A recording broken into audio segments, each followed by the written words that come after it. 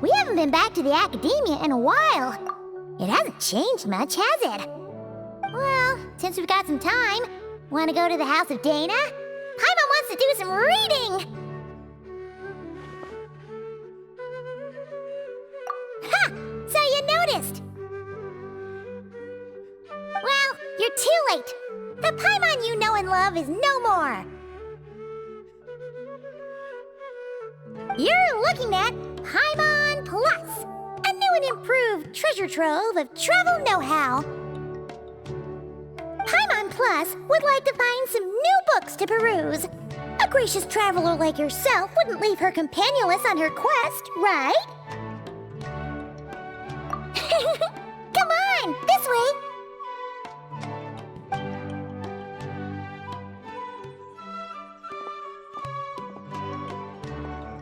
Oh, hey! It's Collei and Cyrus! Wonder what's going on. Let's go see! Well... You know what they say? Learning is a lifelong quest. Which means there's always another chance to read a book. But you never know when the next chance to reunite with an old friend will come along.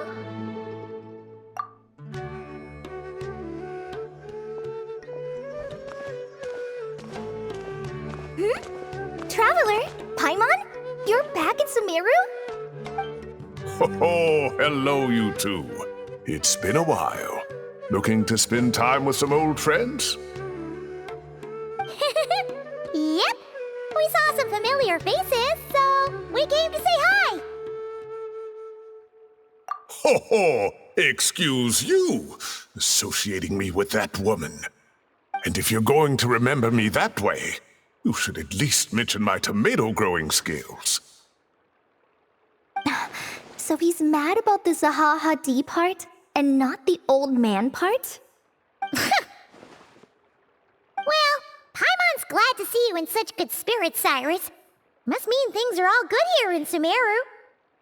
Ah, well, it's quite all right. I'm not the type to take offense at that kind of thing.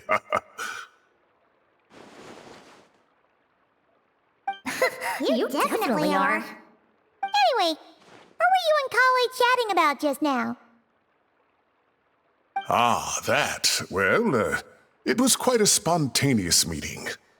I was leaving the sage's office when I spotted Collei in conversation with a Mahamata, and it looked serious. I thought something bad might have happened, so I hurried over as soon as the conversation ended.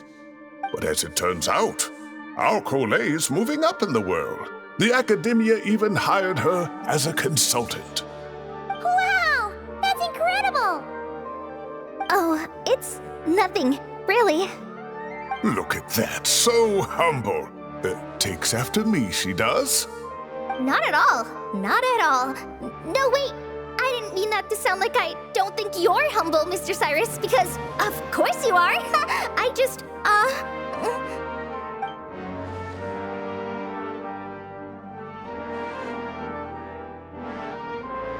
Oh, well, I wouldn't even call myself a consultant. I'm just helping out. Now that the new semester has started, a lot of students and scholars are doing fieldwork for their research. But it can be dangerous for those who don't have a lot of experience in the wild. So, the academia is planning to establish an agency that provides guidance on outdoor survival and rescue for people who need it. Ooh, Paimon gets it! So, you're here to explain rainforest survival as a representative of the forest rangers. Yeah, pretty much. Of course, when it comes to tips on deciphering mechanisms or defeating monsters, that's for people who are far more senior than me to handle. And speaking of which, since we're short on manpower, the person in charge at the academia said we're still accepting newcomers. If you're interested, you're welcome to join and share your insights. Ah, seizing the moment. Well done, Collei. Recruiting someone as capable as the Traveler is a great idea. Oh, and just between the four of us, the academia has set aside a generous amount of funding for this project.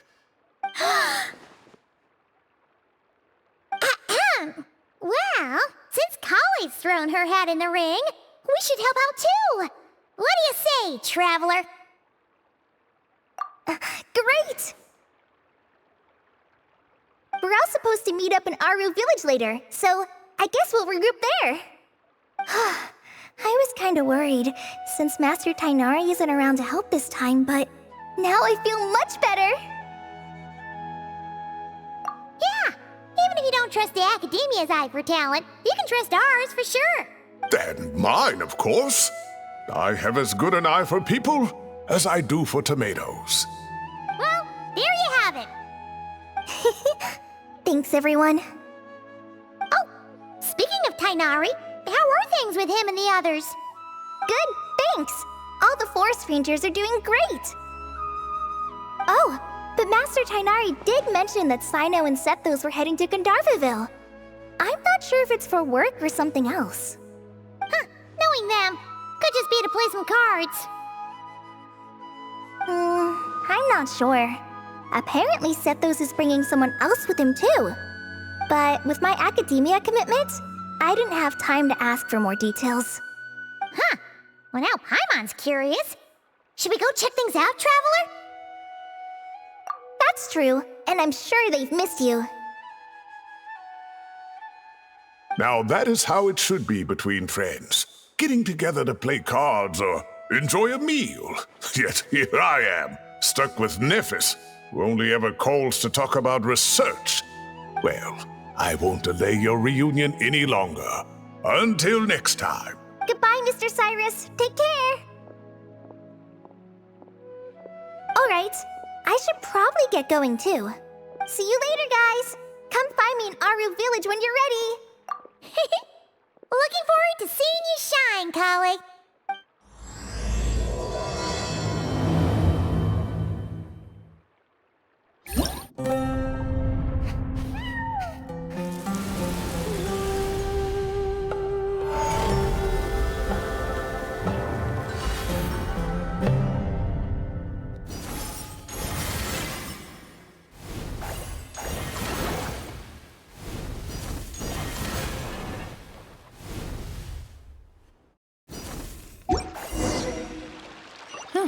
Good.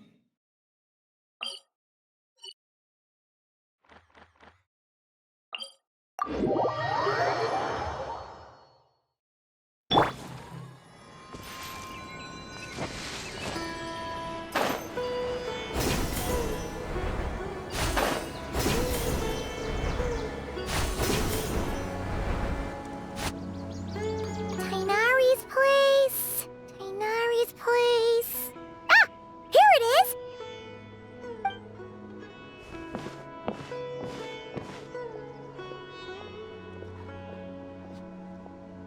Cyno! Sethos! Looks like the whole gang's here. Oh, and Layla's here too! But, oh, she doesn't look too good. Did something happen? Ah, Paimon, traveler. It's good to see you. I'd welcome you like a proper host, but I'm a bit busy at the moment. Apologies. Ah, no need to look that worried. My observations indicate Miss Layla's condition has improved quite a bit. There's no danger to her mind. She's just fatigued and needs some rest. Excuse me for a moment while I blend some calming incense. I'll let you two explain the situation. All right.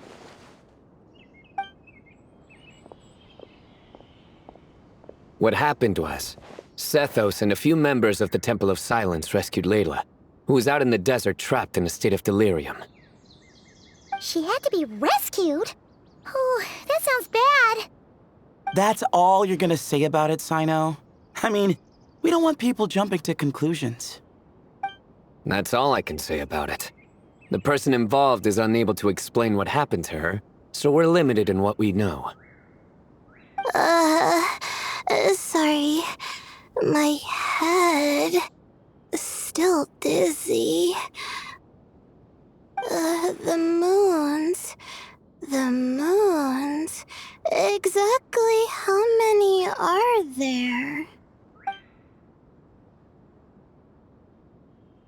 She's been repeating that phrase over and over again. but she can't seem to remember what happened to her. We tried a few things back at the Temple of Silence, but we couldn't recover her memories. Her symptoms are kind of similar to researchers in the Satyavada life state, so we brought her to Tighnari to see if our veteran forest watcher had any other ideas. Tighnari is pretty much our last option, so let's hope he can help. The good news is, even if restoring her memory is a no-go, we can help with the headache at least. Jur was in a similar state when we found him, delirious and mumbling to himself, but he's more or less back to normal now. Sorry, I should give you some context first, huh? We should let Miss Layla get some rest. Come with me, you two, and I'll introduce you to the other victim of this incident. Good idea. I'll wait for Tighnari here and keep an eye on our patient. All right then, this way.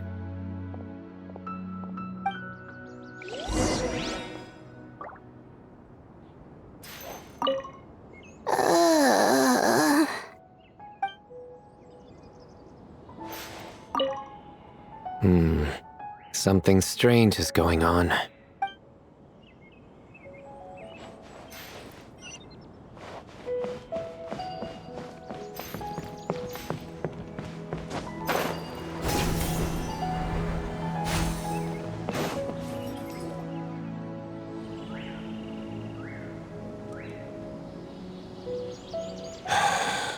Who did the alhaitham offend? I just don't get it. Hey, Jur. Still musing about alhaitham nuts, huh? Want me to have Cyno come over and tell some jokes? Might help distract you. No. No need. I'm done.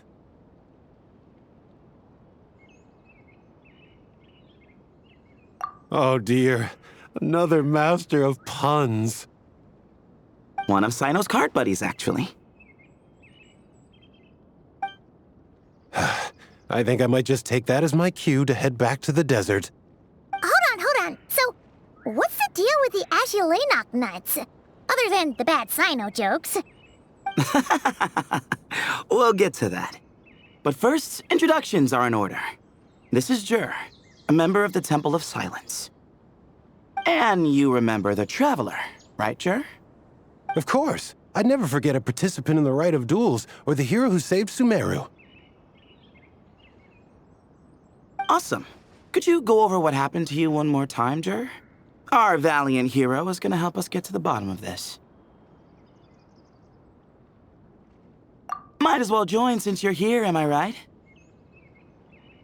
Just hear him out. You're gonna want to uncover this mystery once you do. I bet on it. Well, I was on an expedition in the desert not too long ago, when I got caught in some quicksand. Later, it became obvious it wasn't normal quicksand because instead of sinking to my death, I fell into an undiscovered ruin. In my panic, arms and legs flailing about, I suspect I touched some things I shouldn't have. Because in that brief moment, an enormous amount of information came surging into my mind. I would hesitate to even call it knowledge, because my brain had no capacity to process the information. To use an analogy, it would be like trying to stuff thousands of alhaitham nuts into a small water skin without it bursting. Sorry again with the alhaitham nuts, I know. It's fine. We're getting to that part of the story anyway. True. Well, just as I was on the verge of madness, a single phrase broke through the storm of thoughts in my head. It was a man's voice saying, "Don't eat alhaitham nuts." What? I know it's hard to believe, but that's what happened. I was saved by the phrase, "Don't eat alhaitham nuts." I'm not sure. I'm not even certain it was a man's voice. It's hard to remember now that I've been repeating it so much myself. Anyway, the good news is I no longer feel like my head is going to explode. Of course, the bad news is that phrase has been stuck in my head for the past few days. Wow. But doesn't it have the opposite effect? Like, the more you say don't eat it, the more you want to eat it? Yes, that's exactly right. Whoever the voice belongs to, I don't know what his deal is with those nuts. Well, the world's a big place. There's bound to be people who don't like sweet stuff. I suppose. Strangely enough, I'm starting to think the voice belonged not to a man, but a cat. A cat? How? That's the question, isn't it? What would a cat be doing in an abandoned ruin like that? Just as my mind was reaching its breaking point, I could have sworn I heard the sound of a cat guiding me to exit. But when I came to, all I saw was endless desert, and Sethos shaking me in a desperate attempt to wake me up. I'll admit, it was pretty terrifying seeing you like that. Staring off into space and mumbling about alhaitham nuts. You sure don't sound terrified. Sorry. It's not that I don't care. It's just kind of hard for rambling about alhaitham nuts to sound menacing. Now, what Layla was saying, on the other hand, that is much creepier. Exactly. The unknown is what breeds fear. alhaitham nuts are familiar. But the moon suspended above us at night? That's about as foreign as it gets. Well, we don't know that for sure. There could be a whole other world inside an alhaitham nut, with a moon of its own. Huh. I guess. Alhaitham nuts are not to be underestimated. Right, yeah, of course. Won't catch me disparaging the mighty alhaitham nut. No, sir. Huh. So, a similar thing happened to Layla then? Yeah, I think so. I was in a hurry to rescue Jur, so I put a marker on the incident site so we could go back and investigate. When his condition stabilized, we doubled back around to check and... Exactly. Multiple victims with the same symptoms at the same location. It wasn't hard to conclude that something is seriously wrong with that place. So, after we got Layla out of there, I had the Temple of Silence put up a warning sign at the scene and send patrols to watch the area. Speaking of, Cyno, Tighnari, and I are going to head back there and investigate once Layla is stable. So, as per usual, you're here just in time. That's for sure. But there's another reason I want Cyno and Tighnari involved in this. Because the story doesn't end there. Right, Jer? Oh, yes. Where was I? The alhaitham nuts butted in and I... Right. Yes, the cat. As I followed the cat noises, the voice said something else. So, there are those from Tula who still endure. I thought that was strange, of course, because, well, was the voice referring to me? Records of my ancestry are rather sparse, so I'm not sure if my bloodline even traces back to that place. That's right. The Temple of Silence's place of origin, and the home of Tighnari's people. Plus, Ibis, who Cyno and I both share a connection to, was one of the city's founders. As the temple's current leader, if something strange happens in the desert, it's my job to get to the bottom of it. But it turns out, a lot of people have a horse in this race, and I'm not leaving any of them out. See? Knew you'd join. But yeah, that's all we know about Jur's situation. Tighnari should be done on his end. Let's head back and check on Miss Layla.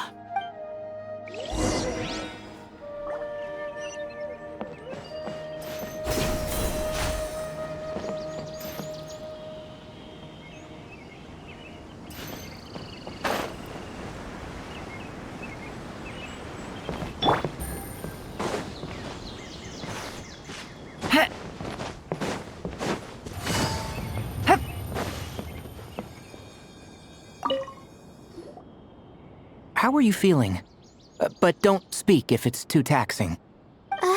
It's fine. I'm much better now, thanks. I feel like I haven't slept in 2 days, so pretty much back to normal. Whoa. That's your normal? Traveler, Paimon, I thought I heard your voices earlier. Oh, and, I'm sorry. Huh? You don't have to apologize. He didn't do anything wrong. No, I just mean, I think I'm about to disappoint you. My head was kinda muddled earlier, but I still heard your conversation. I know you're trying to figure out what happened to me, and I want to help. But, I really don't remember anything. Does your head still hurt? No, I feel fine. The incense you made helped a lot. I'm still hearing those words in my head, but other than that, I'm okay. It's just, all I remember are those words. Everything else is a total blank. One moment I was heading to the stargazing point I'd calculated, and the next, I was on my back in the sand. The same phrase playing over and over again in my mind. How many moons are there in the sky? Sethos, did your friend Jur suffer from memory loss too? Not really. His memories are blurry, but there aren't huge gaps like this. He remembers touching something. Someone talking, a voice mentioning Tuletula, and hearing a cat lead him to the exit. A cat. Did you hear it too? Huh? Now that you mention it, I think so. It was so soft. I thought I was imagining things. Which means, at the very least, what the two of you experienced while escaping the ruin is consistent. A single sentence repeating in your heads, and the faint sound of a cat. Still not a lot to go off of. Agreed. Oh, is your head hurting again, Layla? No, I was just thinking. Maybe my memories are blank because I was sleepwalking at the time. Sometimes, my friends and classmates tell me about things I don't remember doing, or places I don't remember going. I don't talk about it a lot because, well, I don't even know how it happened. But I don't want my personal circumstances clouding your judgment. So I, just wanted to mention that. Ah, I see. Well, thank you for telling us. But I don't think we need to dwell on that for now. We're gonna check out the site of the incident for ourselves, so that should help us come to our own conclusions. Okay. Then could I come too? I have to know what happened to me back there. Sure, but on one condition. You need to be in tip-top shape before we head out. If your condition isn't stable enough before then, I'll have to figure out something else. Of course. No problem. Well, I'm more concerned about Tighnari. You sure you'll be alright in the desert? You say that like I'll evaporate on first contact with sand or something. Call it curiosity. If this concerns my ancestors, I want to figure out what's going on. Anyway, as long as I take things slow when the sun's out, I should be fine with the right preparation. Besides, it's a good idea to have a doctor on hand in case of emergencies. So long as our doctor doesn't become the emergency. Well, if that happens, I suppose I'll just have to rely on the kindness of my entourage to haul me back home. All right, well, that all sounds good to me. Let's meet in 2 days like we agreed. Jer and I are gonna head back to the Temple of Silence to do some research in the meantime. See you in a couple days. Sounds good.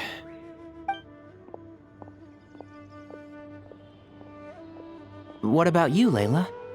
If you feel like you need more rest, I can arrange a room for you to stay in. No need. I've asked enough of you as it is. Besides,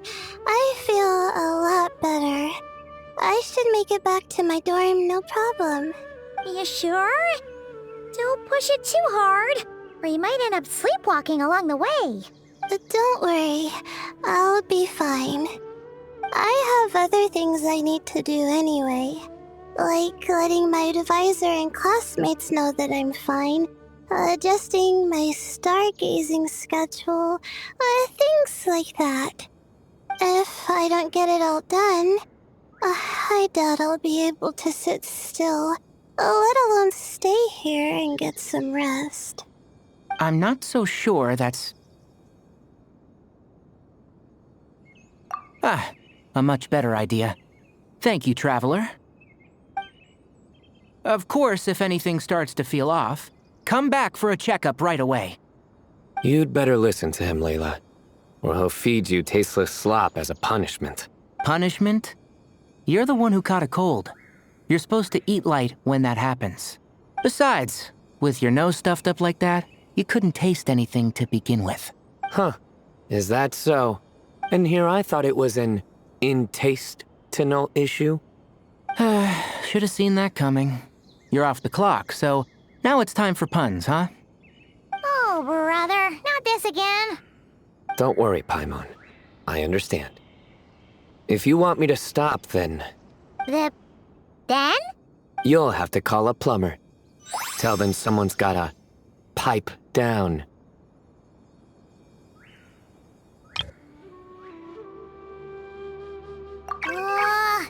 This is getting more insufferable by the second. Put a sock in it already, please.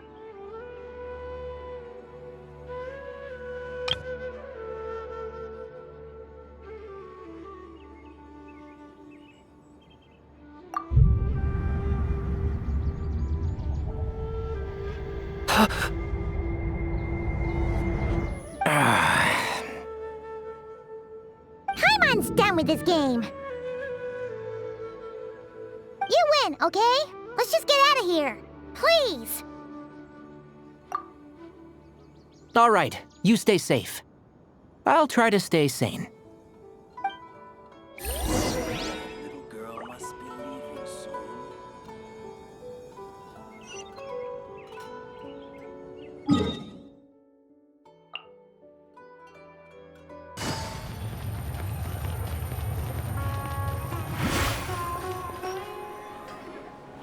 Moons. Azulenok nuts. Moons. Azulenok nuts. Are the moons going nuts?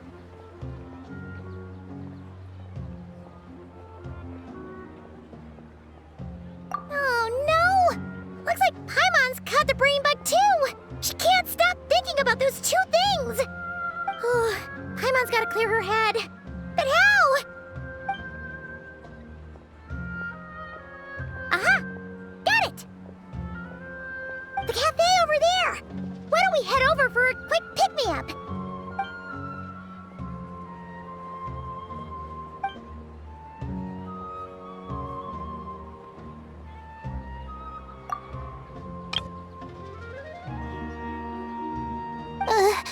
Sorry. I feel kinda tired all of a sudden. Wait! Is it because of all Paimon's muttering just now? Oh, sorry. The coffee will be Paimon's treat, okay? Hey! You make it sound like Paimon's stingy or something! Huh. Well, she'll just have to show you her true colors. Yeah! Starting now! You sit tight and take care of Layla, Traveler. Paimon's gonna get us some snacks and coffee. Be right back. Don't go anywhere in the meantime. She's pushing herself again as always. Saw right through me, huh? I apologize for the sudden emergence, but I didn't have any other options. Well, that's true. So, for our sake and your safety, allow me to fill in the gaps in her memory. That's right. Layla was already in bad shape, stressing about her new study topic, focusing on the stars instead of her surroundings. By the time she realized the danger she was in, it was too late.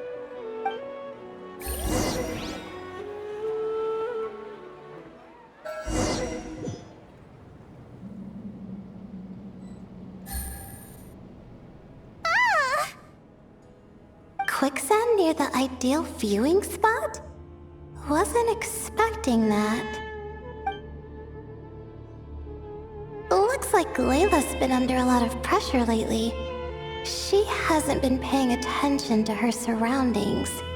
But why would quicksand lead to a place like this? Well, all in all, looks like a common desert ruin. Guess there's nothing to do but try to find a way out. Oh, Layla, what have you gotten yourself into this time?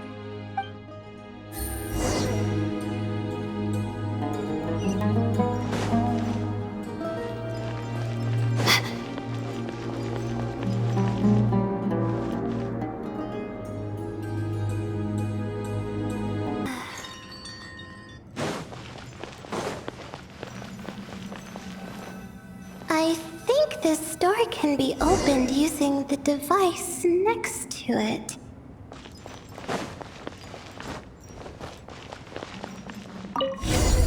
Just like I thought. Ugh, what was that? My head. It hurts. Is Layla waking up? No, that's not it.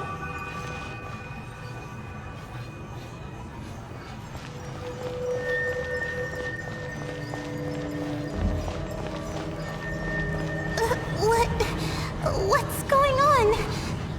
It's too much. I don't understand. The ground is... Where am I? It's spinning.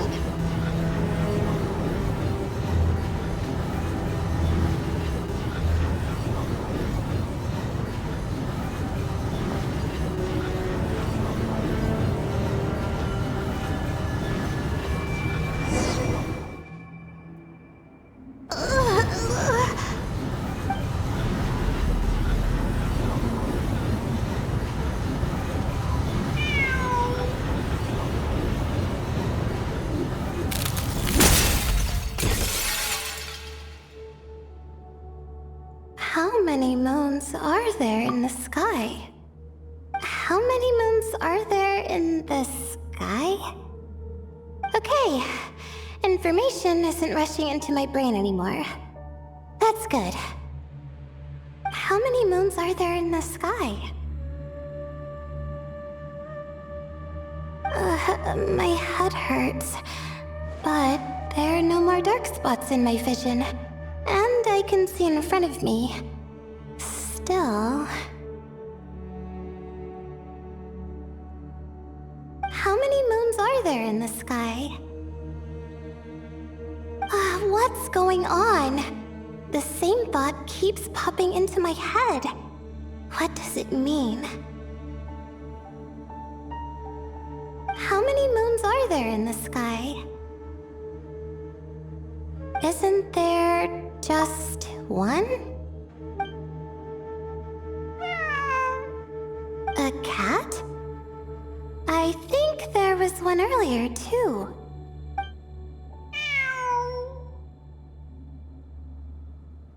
I'm not hearing things. It really is a cat. But what is it doing here? How many moons are there? No! Stop it!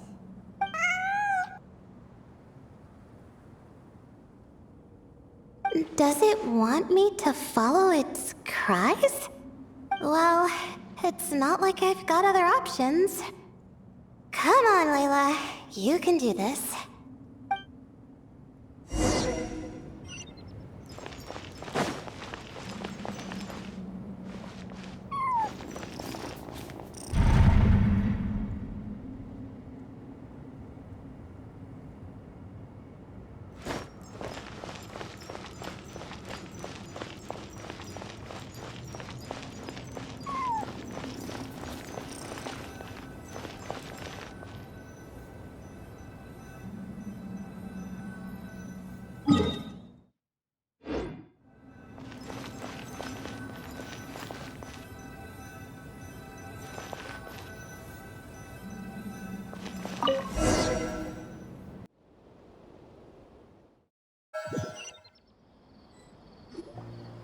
And so I followed the cat's cries to find my way out. It was quite a kind creature. It didn't even leave until the other me started to wake up.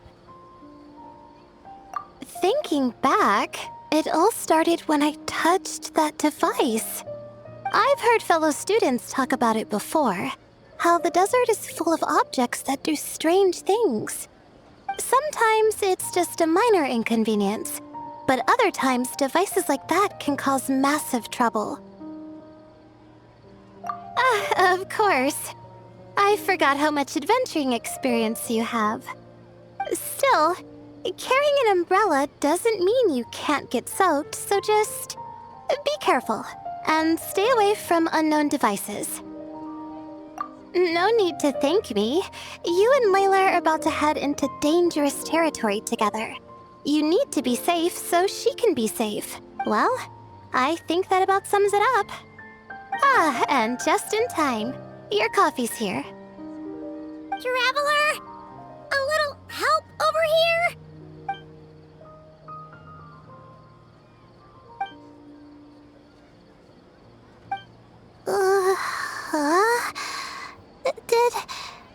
Did I fall asleep? Wow! Paimon didn't even know she had such an impressive skill. Ha! Does that mean since Paimon bought this coffee, it would just make you sleepier? A beverage that puts people to sleep. Better saved for work hours, I think. What? So you can nap on the job? Who does that? Huh? Oh.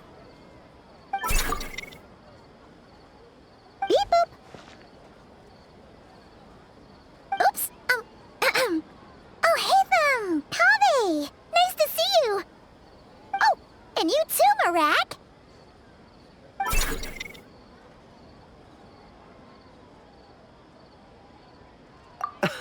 Sorry. Hope we're not interrupting anything. Miss Layla? You don't look so good. Is everything all right? Oh, I'm fine. I was sleeping just now, so I'm still a bit...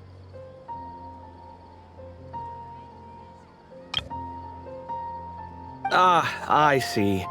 And we woke you, didn't we? I'm sorry. We shouldn't have been so loud.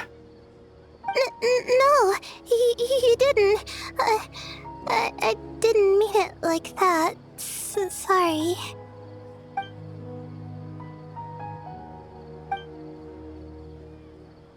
Wait, where are you going? You just got here.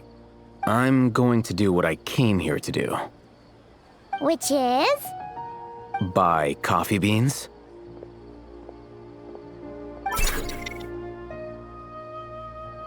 Huh? You're going too? Marak! Fine. Run off with him. See if I care. Well, looks like I get you to myself.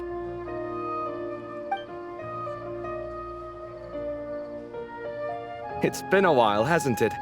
How have you been?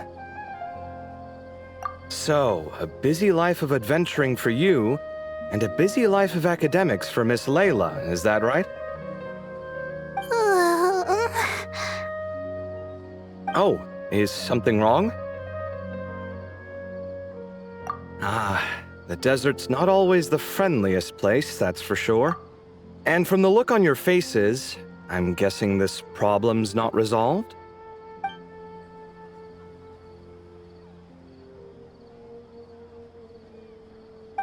Don't force yourself to talk about it, of course. But I've worked on several projects in the desert before, so if there's anything I can do to help, just say the word. No, I don't have anything to hide. It's just complicated, so explaining might take time. Ah, well, lucky for us, I've got that in spades. Yes, you have been quite sedentary recently. Excuse me? I've been going about work as normal, thank you.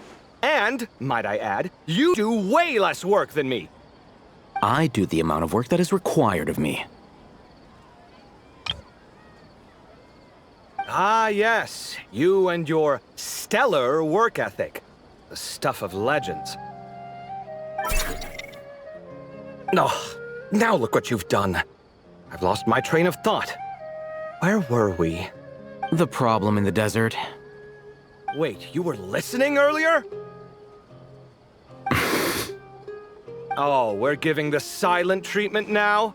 Mature, very mature. Continue, Miss Layla. I'm curious as to how this incident unfolded.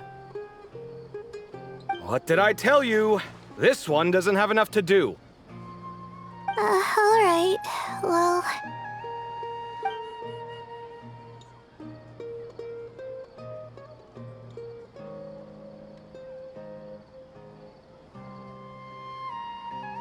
Could you still use some extra hands on this investigation team of yours?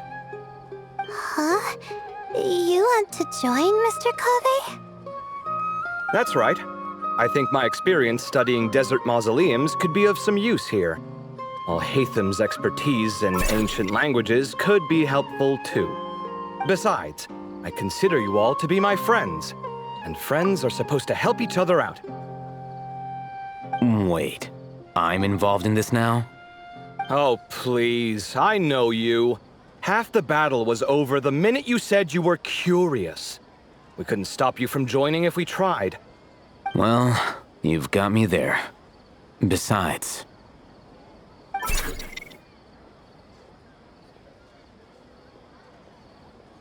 This suitcase of yours has been jumping at the chance to volunteer for a while now. I imagine...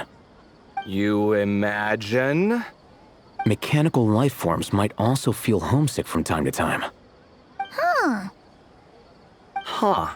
Now that you mention it, Marak's core was a component sourced from the desert. That could prove useful. You're sure you want to come with us? It could be dangerous. Oh, I'm sure. All the more reason to recruit as much help as possible. It's important to count on friends at times like these. Our pleasure. It's a plan, then.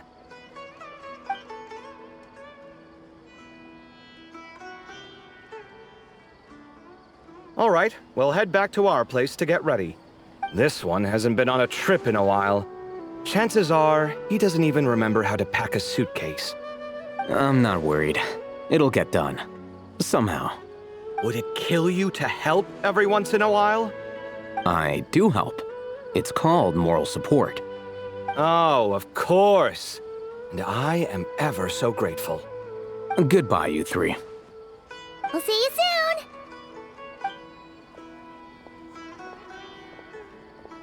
Oh, and Kaveh, your coffee beans!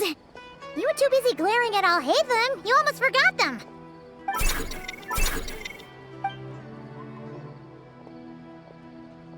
Well, we're pretty close to the academia now. I should be fine from here. Thanks for the coffee, Paimon. I feel much better now. Right. I'll follow the doctor's orders. Or try to, at least. With the blessing of the stars, I hope we all get a good night's sleep.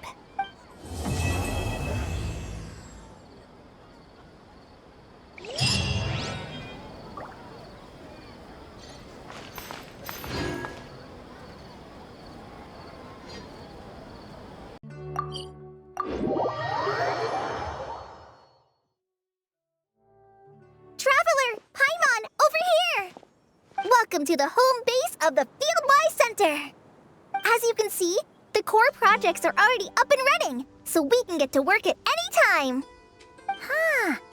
This feels like one of those places light novels talk about. You know, the adventuring hubs where rookies gather to take quests and stuff.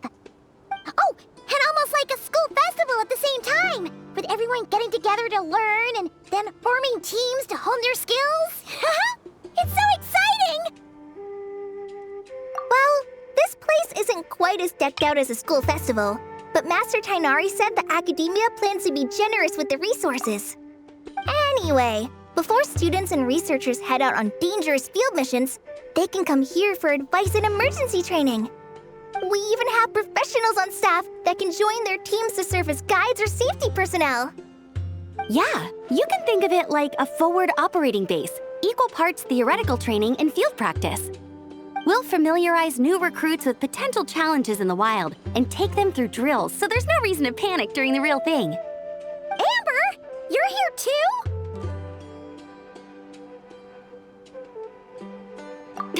Surprised? I know I was. I'm off duty right now, so I was planning to just drop in on Collei for a bit. But I didn't realize how busy she'd be.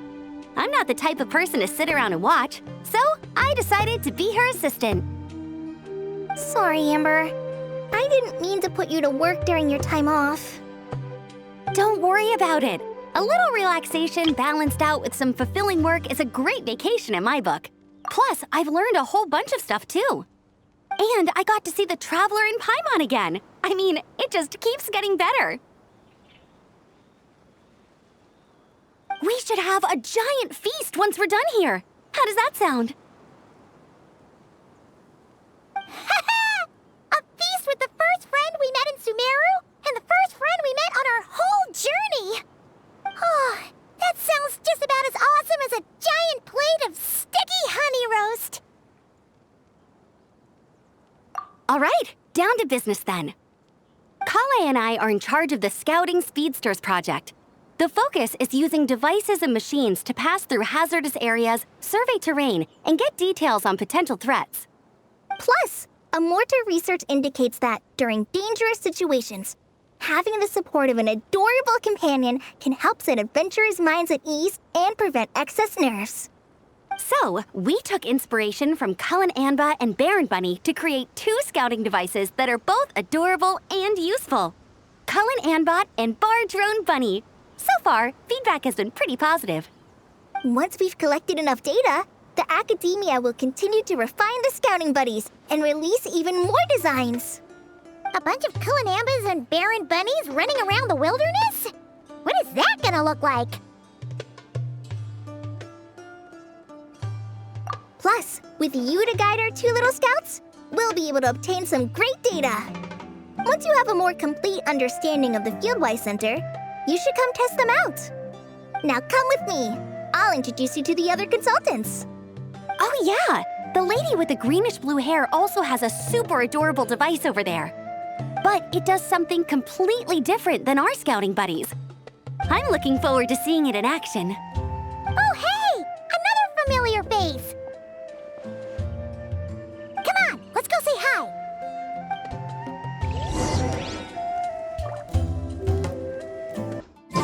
Even when the night is gone, and it...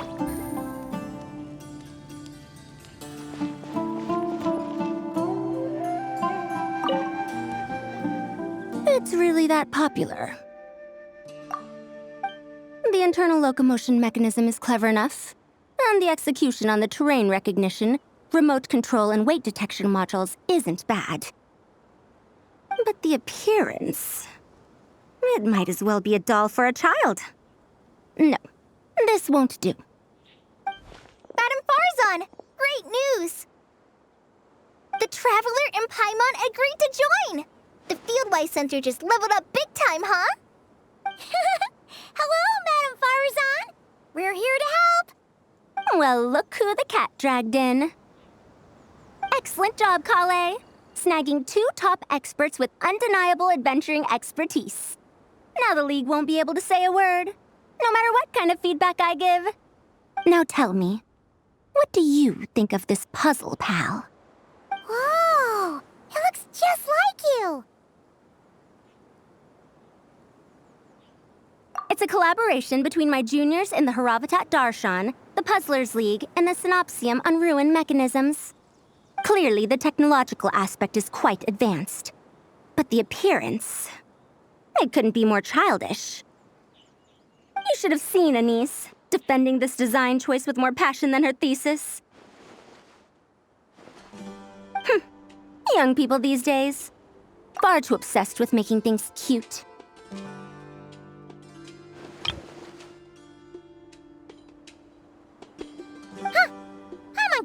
opposite.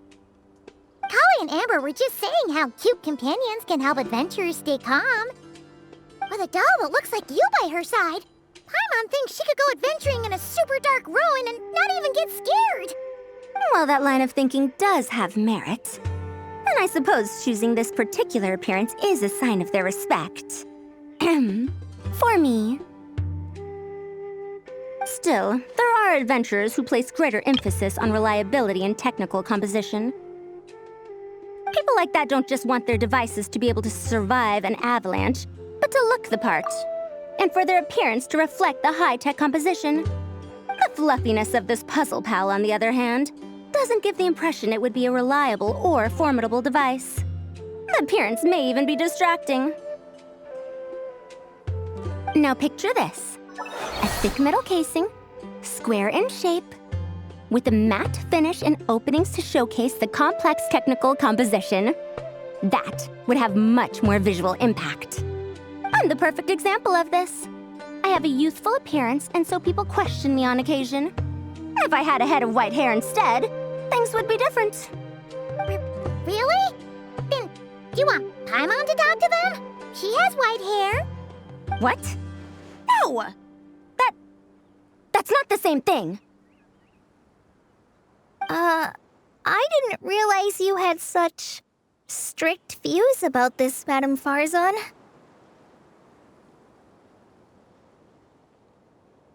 Huh? So, even you prefer this version? Well, if that's what you really think, then fine. You'll have to come back and test it out on some puzzles, Traveler. I'll rate your effectiveness in using the device and come up with a user manual based on your performance. As for improvements to its appearance, long-term observation is required, so I'll put that aside for now. I've already selected a few of the most suitable domains, so we can begin the puzzle-solving process at any time. Thanks, Madame Faruzan. I'm just gonna take the Traveler and Paimon to see the final project. But it shouldn't take long. Don't worry, Collei. You're the one in charge here. Just make sure to pace yourself. Once things calm down, come over to see me and we'll have a nice chat. I'll even treat you to some snacks from back in my day. Snacks! Paimon's in! Paimon's in! Thank you, Madame Faruzan. I'll bring a few boxes of floral tea as well. Go on now. Do me proud.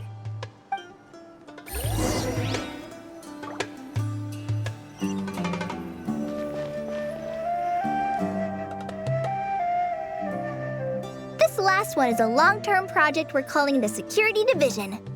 Thanks to General Mahamatra Cyno, we've been able to bring Dehya on as the instructor and Candace as the coordinator.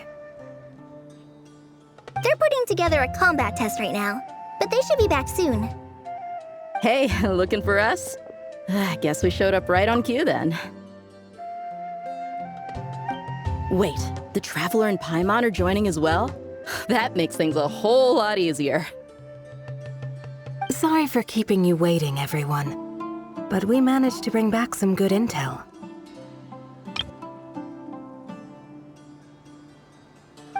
Intel? Huh, this is starting to sound intense. Of course. What better way to protect the students than to sweep through the desert and rid it of all potential dangers? Not a bad plan, right? You in? Not the best time for jokes, Dehya. Besides, when it comes to striking down danger, the Traveler is a man on a mission. He might take you up on that offer. Defeating anything that might pose a threat? Oh, even if the Traveler worked non-stop, that could still take years. He'd have to stop traveling. Oh, Paimon doesn't even want to think about that. Time would be the least of our problems. Some dangers aren't visible to the naked eye, like the scorpions burrowed underground or the terrifying raptors sleeping in the trees. You can't get rid of them until they jump out to attack you.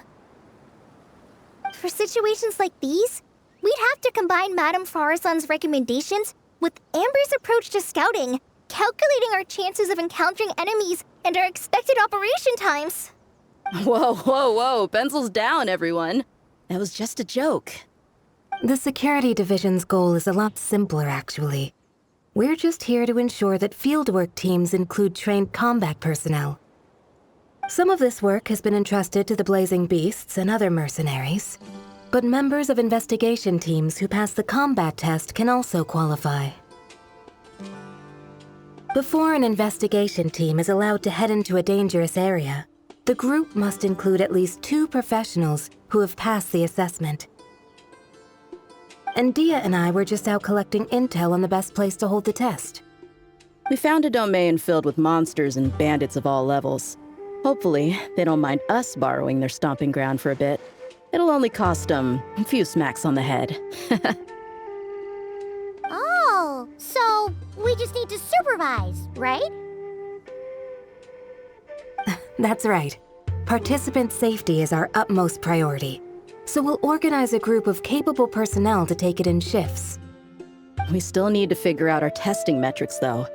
Fighting is different from an actual exam, and there's no one right answer. Mercenaries like me, we all have our own style. That's not a problem in actual combat, but when it comes to teaching, we tend to stick too much to what we're used to. So, we need someone to give us a baseline. Someone who has the experience, but also takes a more flexible approach in combat. Yeah, based on what you just described, the Traveler seems like the perfect person for the job. Great. Working with you is always a pleasure, Traveler. Smooth as butter on a steak. Don't forget about compensation for the Traveler in Paimon, Dehya. You agreed without doing the math first. Ah, it's fine. We'll just split the funds Collei wrangled for us, 20-80. 10 for me, 10 for you, 80 for the 2 of them. Wait, we're getting 80%? Don't sweat it. We're just in charge of the long-term operations. You're the one setting the metrics for the whole thing. So I think we got the better end of the deal. We've talked about a partnership in the past, haven't we? Well then, consider this the perfect place to start. Then I'll draw up a detailed overview of the compensation so it's clear for everyone. That'd be great. And don't worry, Miss Candace. About that piece of land you're leasing to the academia, the one used for grain storage, I managed to get them to agree to a 30% increase in their rent payments. Oh, thank you. Those funds will go to fixing up some of the village facilities, which should make for a more comfortable experience when investigation teams stop there in the future. All right, we should finish up our arrangements for the combat test. Stop by our station when you're ready, Traveler. See you soon. Oh, you sure are the beating heart of this operation, Collei. He brought the whole gang together. Oh, no. I'm just doing what I can. I still have so much to learn, so much work to coordinate. But for now, let's just give it our all. You bet! We'll make the Fieldwise Center the best it can be!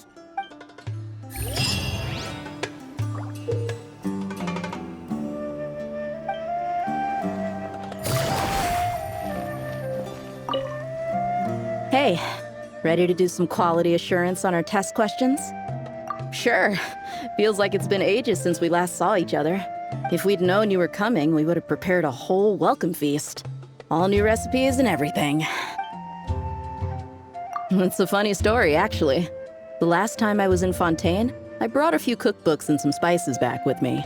Then, I gave them to Candace, and she went into full chef mode, coming up with all sorts of new things, like Romero thyme flour meat jerky mixed rice. At first glance, it looks no different than the usual Aru mixed rice. But then, it hits your tongue and you get that delicious meat, the hearty rice, and this super refreshing aftertaste, all without being greasy. It's a great way to refuel, and it's not too dry. Honestly, perfect for camping out in the desert. I'm not against improving traditional cuisine. Within the bounds of reason, of course. After all, every ingredient is precious out in the desert. Nothing must go to waste. Why didn't you accept that outfit from me then? Fabrics are a valuable resource too. I mean, I know I'm pretty casual and not the most fashionable, I guess. But I had someone help me pick it out. I'm sure nothing was wrong with the fit. In the end, it went to the girl in our Merc band who does the accounting. She seemed to appreciate it at least. I did appreciate it, Dehya. It was extremely thoughtful.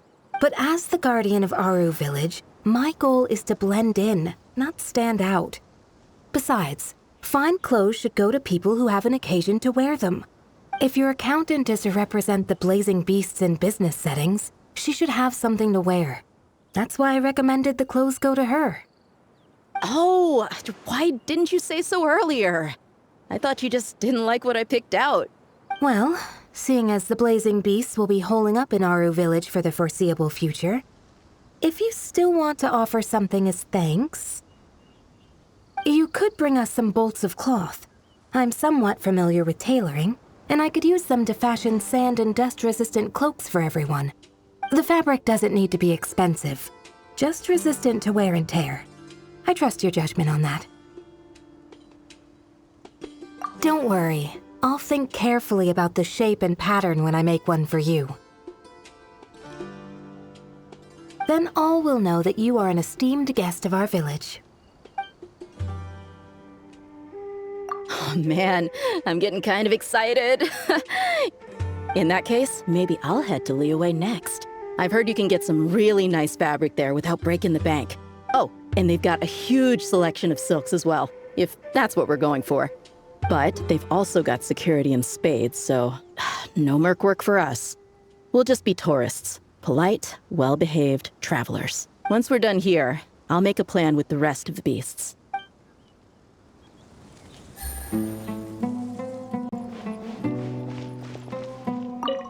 Oh, you're back. Ready to delve into the art of solving mechanical puzzles? Or, as you wish. When it's you doing the asking, I'm an open book. Refined, naturally. Not that I have anything against cuteness. A plush little thing with big eyes and a round face. I could see the appeal as much as anyone. But at my age, clinging to such objects like a child is somewhat undignified. Now, some of the newer stuff on the market is just exquisite. Made with the finest material, sculpted in elegant lines with features that glitter like gemstones. The element of cuteness is there, but it also doubles as a piece of art. Wait a second. I thought your questions were going to be academic in nature. What is the meaning of this? Ahem. Fine. I'll let it go this once. But that excuse won't work a second time. Oh, you're back. Ready to delve into the art of solving mechanical puzzles? As you wish. When it's you doing the asking, a classic debate. I don't think this is a question that has a definitive answer. Not for me, at least. It depends entirely on the scenario. Simply put, if the task requires repetitive mechanical work that dilutes the value of human mental labor, then automated devices are superior. But where identification, analysis, and decision-making are critical, manual control is always safer. Human thought is complex. Even if we were to simulate a 6-year-old's mind, the demands in terms of component design, system weight, and energy cost would be immense. As I see it, conventional hardware capable of simulating adult-level cognition is impossible to integrate into a compact device. For the foreseeable future, anyway. Well, I've told you before, if you find these topics interesting, you should come to my classes. Cyrus's student, Lisa Mincy, is known as a once-in-a-generation genius. But with your smarts, I bet you could give her a run for her Mora.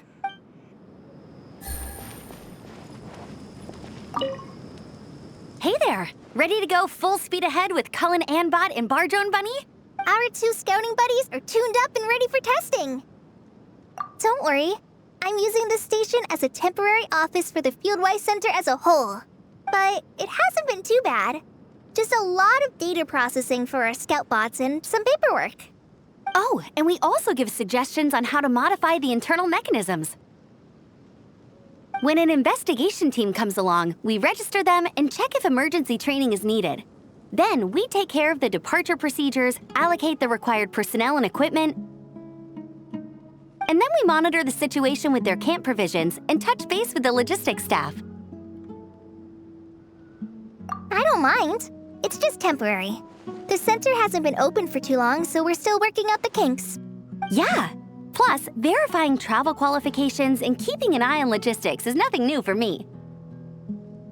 And the academia is sending specialists to set up a formal administrative team soon. We just have to show them the ropes. Some of them are here already. So once that's set up, and the researchers submit their certifications, we can start delegating the work. And then we can take a well-deserved break.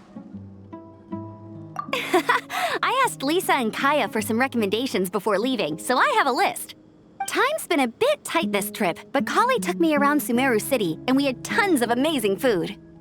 She's one busy gal, though, so I didn't want to drag her from place to place. It made more sense to spend time here helping her out. I'm sorry, Amber. For what? I'm having a blast. Seeing you take the reins, seeing your friends place their trust in you, even rely on you, it makes me so happy. Traveling, relaxing, I can do that whenever. It's not like this is my last time here. Besides, once we're done, there will still be more than enough time for sightseeing. That makes me even more determined. You don't need to worry about me, Amber. I've got this.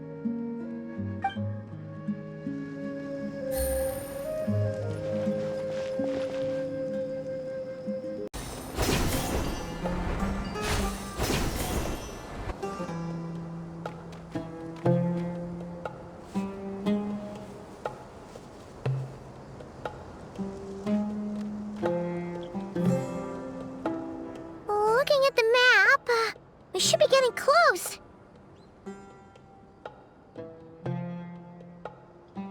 Speaking of which, the closer we get, the more Paimon's heart feels like it's beating out of her chest. Excitement! Yeah, sure, that's it. Oh look, it's Tighnari and the others. Everyone's here bright and early. Yeah, the desert's a pretty harsh environment. Better to travel at night and beat the heat.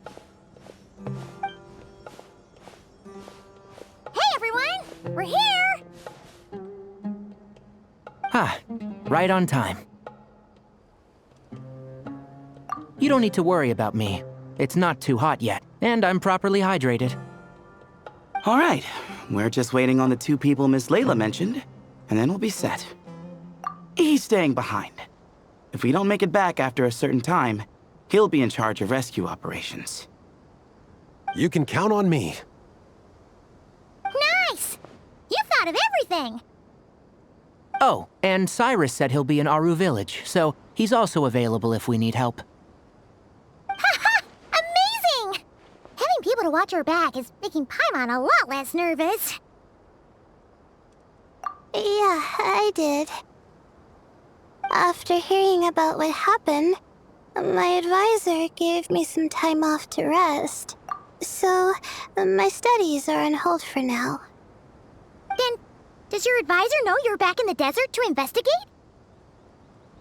Yes, but I was only allowed to come after I mentioned that General Mahamatra would be there too. Haha! Quite the reputation you've got there, Cyno.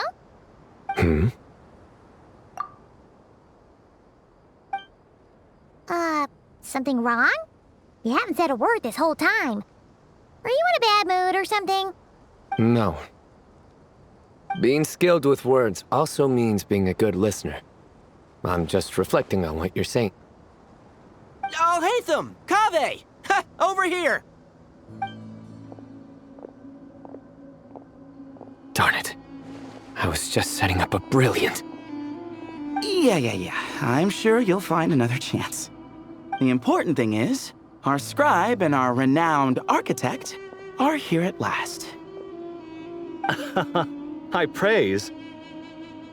But wait, why am I renowned and not him? He's just as famous as Cyno, Dehya, or Nilou. That just means your level of fame is even greater. How could a lowly scribe hold a candle to you?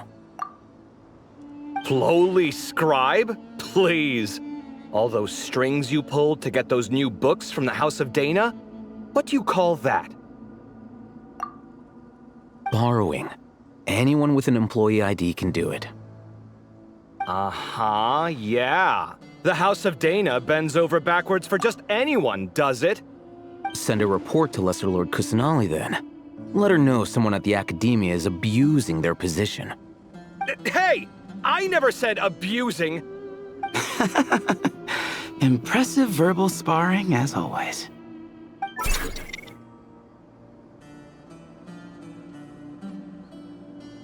Oh, hello to you too, Marak.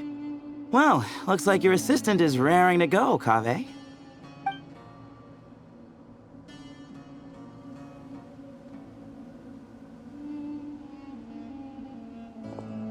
So, I say we get this show on the road. No sense delaying the inevitable. No need. We're in this together, remember? Sure. This is the entrance, yeah? Yes. Perfect. Then, if we're all set, let's get moving.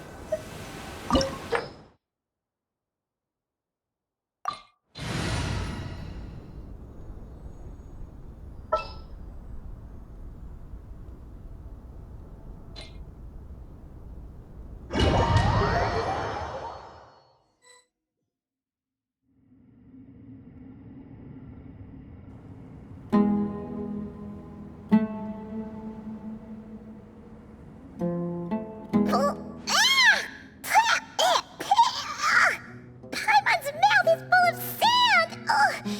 So that's what falling into quicksand feels like? If this was quicksand, we would have struggled to breathe. No. I think this was regular sand, and we didn't sink into it. We fell through it. Into this place. Agreed. In other words, sounds like a you problem, Paimon. Ha ha, very funny. No, wait, Paimon's the only one. Ha! See? What? I'm the only one with sand in my shoes? Yeah, right.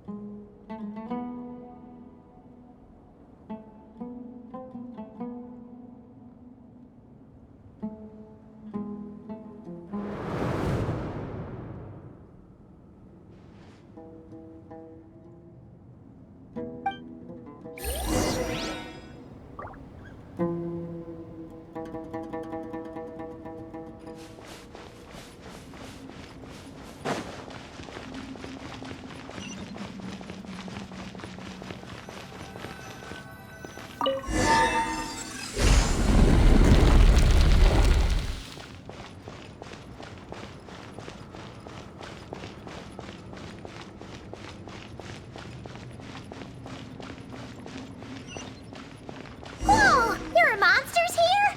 Jur didn't say anything about that. Probably means he didn't run into any. Because we're just unlucky.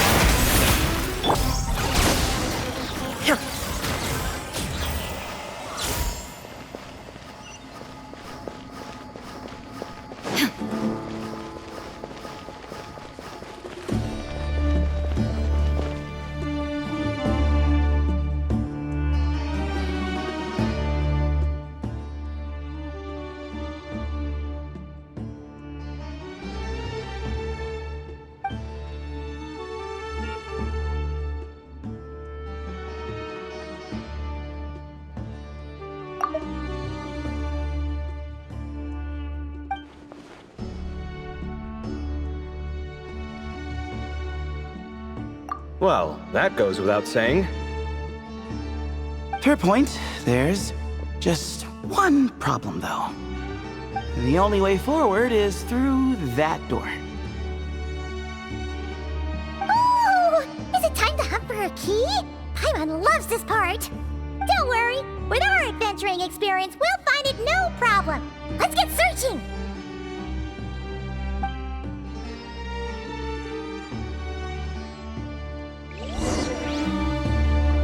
Marak, wait!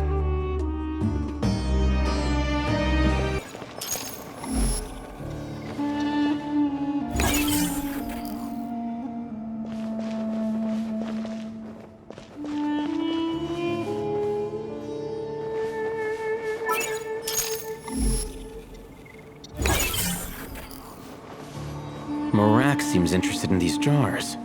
Go smash them. Ah, well, we would hate for you to have to lift a finger, Your Highness.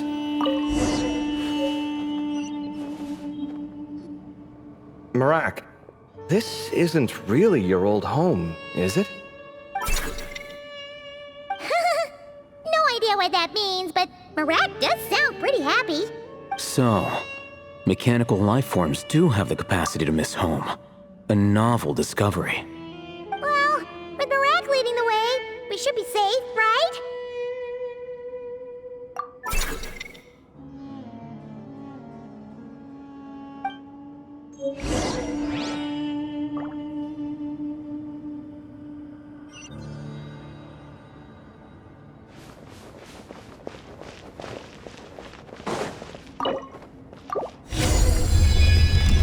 Good thing you decided to join, Kaveh. Otherwise, our investigation would have ended at that door. It was nothing that I did. You should thank Marak instead.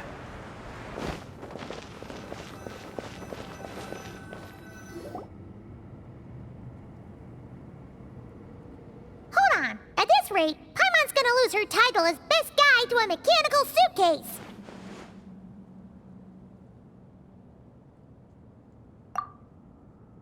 Aw, thanks. Hey, wait. What do you mean, useless? Well, no weird mental symptoms so far. I'll take that as a win. That said...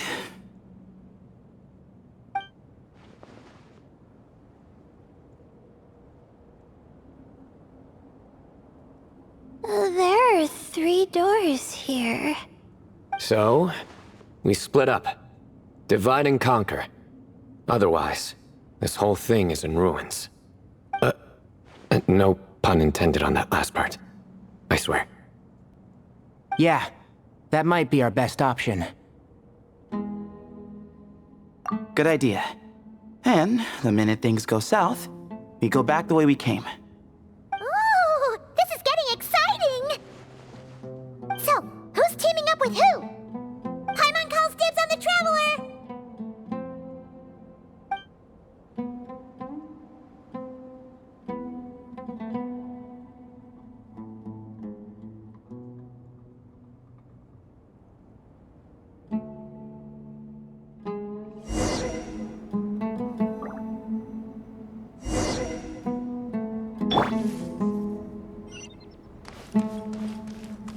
Well, this takes me back.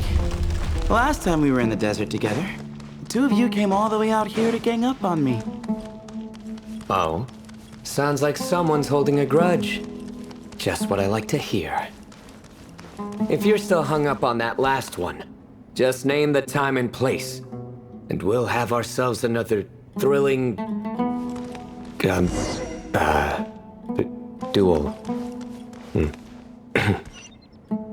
Huh. What's with the awkward pause? Were you expecting me to stop you from saying something stupid? You two can have 1,000 duels for all I care, after we're done here. For now, focus on the task at hand.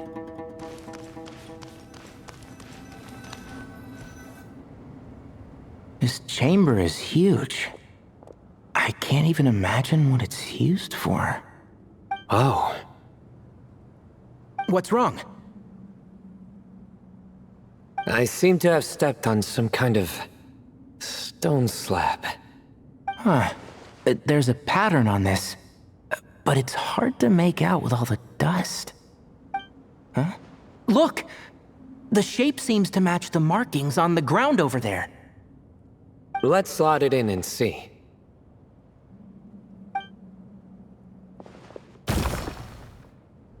And we have a match. Looks like we need to find the other 3 broken slabs. Let's search the area, but be careful where you step.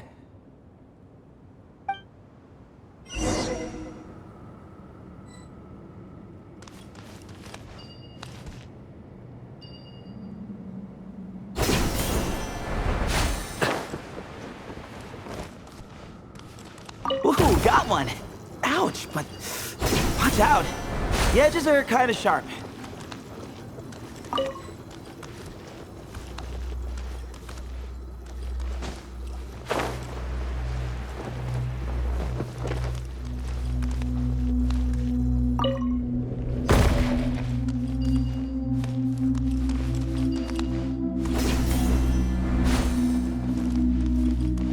Got the 3rd piece.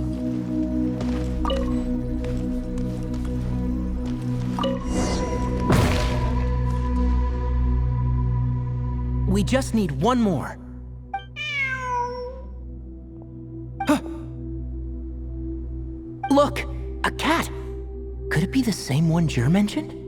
I don't think we need to worry about startling him. He doesn't seem afraid of people. Yeah. If anything, it seems like he wants us to follow.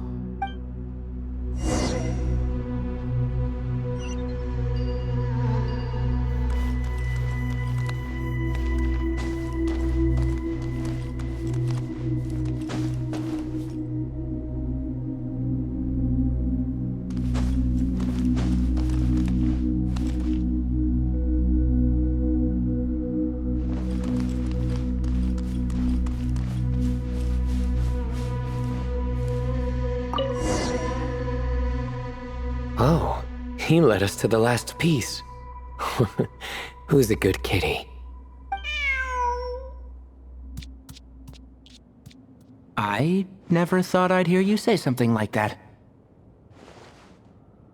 You've clearly never heard how the professor talks to his tomatoes, then.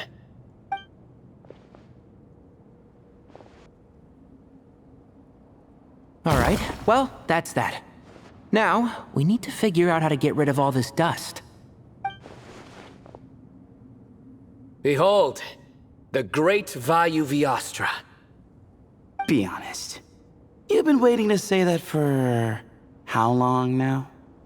Just activate the mechanism.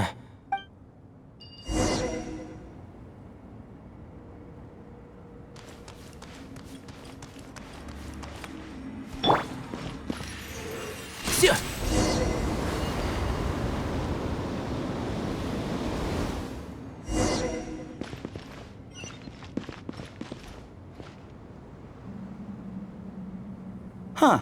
It worked. It's a picture of... 3 Hermanubises? That can't be right. The ears aren't vertical.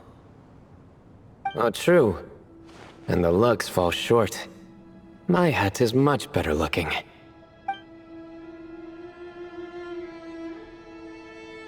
A goat, an ibis, and a crocodile. Oh, wow. Our botanist knows more than just plants. Riveting observation. I was just thinking. These 3 figures look a lot like the 7 pillars of King Deshret. That's right. These are our colleagues. Our what now? You sure about that? Just kidding. But what I meant by that is, these were Hermanubis' colleagues back then. The middle one is the Goat King Hereshef, Minister of Ministers, the god Amun's most trusted chancellor. Records say he was the deputy king of the Desert Sands, chief among the 7 pillars. Someone even more impressive than Hermanubis? I wonder if that ever got his goat. Sorry, couldn't resist.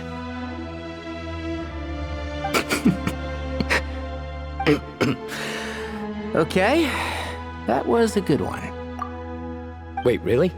I've got so much more where that came from. Where were we? This is Sobek, the Crocodile King, Captain of Captains. As the name suggests, he was a valiant commander and had dominion over all weapons of war. And finally, this is the Ibis King Thoth, Scribe of Scribes. Your memory's pretty impressive. I bet you're almost as good as me at memorizing cards. A scribe? Did he manage archives then? Like alhaitham? Wait, that's all alhaitham does? I never knew being an academia scribe was such a cushy job. Well, that's how his friend put it, anyway. But it does seem like he has a lot of free time. Well, I don't know much about the academia, but I'm sure the Ibis King had more responsibilities than that. The temple's records say he represented the wisest aspects of King Deshret, inventing the desert script and arcane arts at his king's command. He must have been quite the impressive man then. Or creature, depending on how you look at it. Still, why are these three the only ones represented here? What about the other pillars of King Deshret? Maybe because the three of them were extra close? Huh. Kinda like us. Oh yeah! Maybe we should have someone inscribe us on a commemorative stone slab too. Or we could just take a picture. It would serve the same purpose. Anyway, no more distractions. Huh. Doesn't it look like there's writing carved into the corner? Huh. There is. And it's in the ancient desert script too.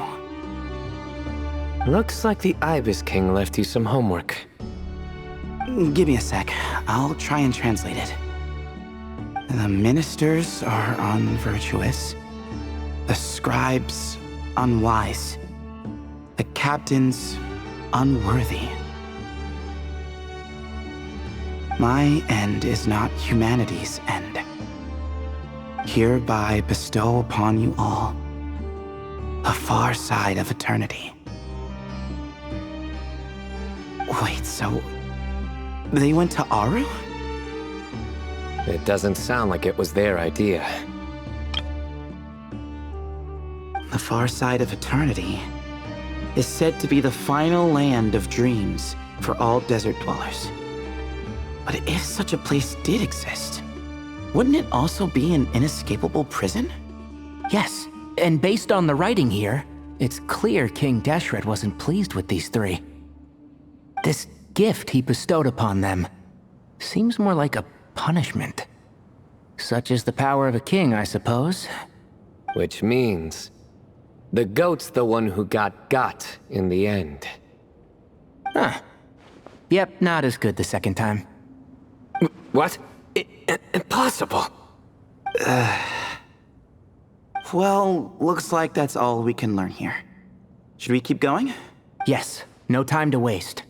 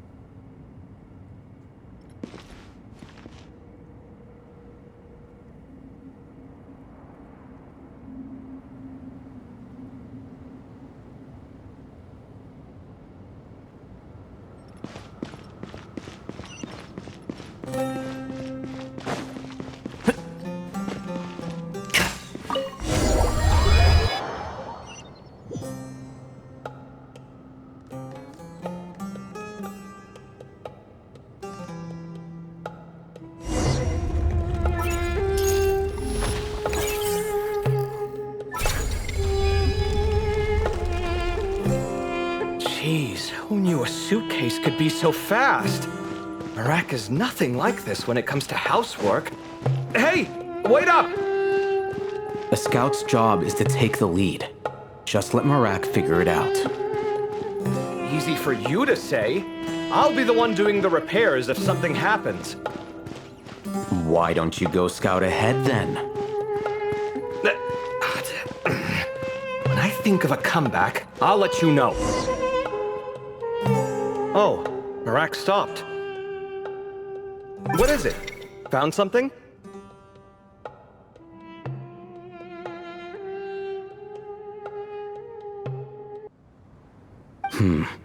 Looks like something covered in sand. Let's get it out then. Come on. Oh, it's a stone slab. Good job, Marak.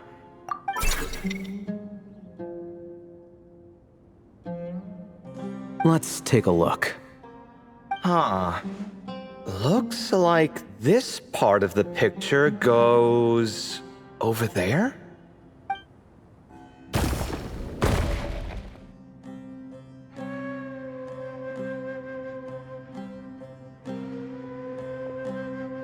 In that case, there must be other pieces. All right, and let's look around. Hey! Why are you sitting down? I thought Marak was helping. Oh, so you do know what that word means. Great. Are we supposed to just sit back while Marak does all the work? No, I doubt you could do that. Exactly. But I can.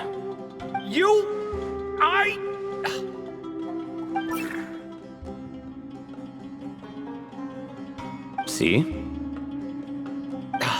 It's all coming back to me. How insufferable it is to work with this no-good, do-nothing... We could be more efficient, I agree. I'll work on this piece. You take care of the rest.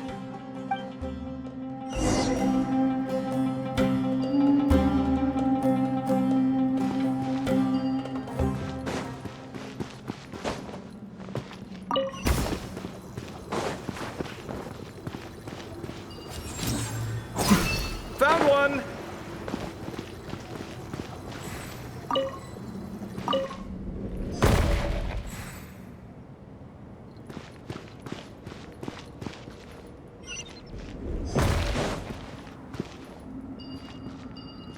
Good teamwork! Looks like we found them all. The pieces fit together like a glove. But we can't see what's on them. Turn around. Huh? Look. Oh, I've seen this before. It can create strong winds. Just what we need to clean off the slab. Come on, let's... Hey! Don't worry about me. If I sit here, I won't be in the way. Oh, you don't want to be in the way? Then sit right in front, so the device can blow you straight back to Sumeru City.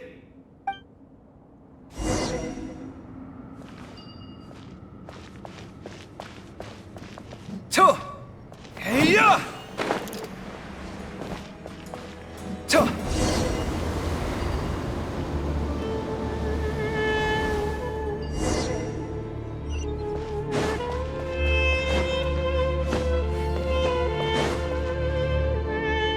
Done. Huh. That's one big cat. And there's a shattered crown. I think it's depicting some kind of story. Look, there's writing too. The Ibis King answered the young noble, granting him the wisdom he sought. But the fragile crown was shattered by lies in the end. Here I leave the name, Gudar's. Gudar's? I've seen that name in a history book before. He was a young noble who sought to save his realm, and a king who once united the desert. That's right. Although his methods were rather shameful. During his long reign, he betrayed his family and the nobles who supported him, only realizing the error of his ways after his enemies left him nowhere to turn. But by then, it was too late. Seems like a common occurrence across history. Different people, same mistakes. It's an inevitable pattern, destined to repeat itself.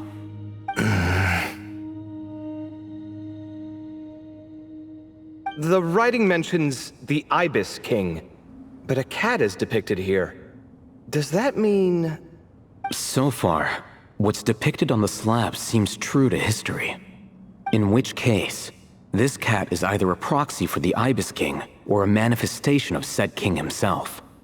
Exaggeration is a common method ancient records use to highlight a being of higher status. And as we know, Layla and Jur both heard the sound of a cat while escaping the ruin. You're saying the Ibis King, one of the legendary 7 pillars of King Deshret, is here, still helping those in need? I'm saying we can't rule it out.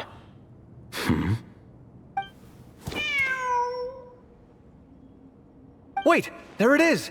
The cat!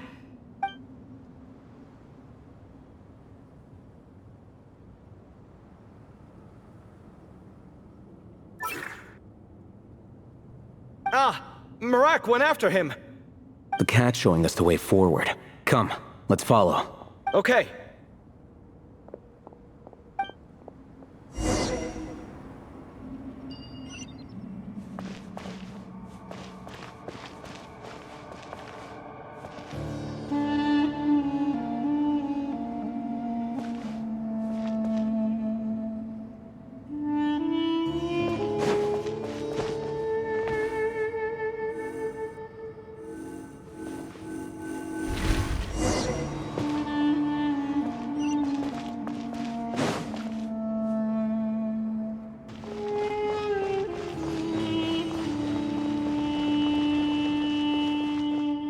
Huh.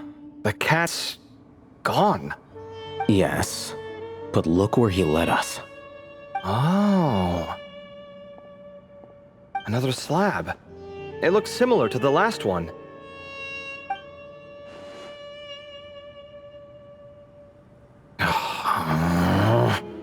Oh, by all means, take your sweet time.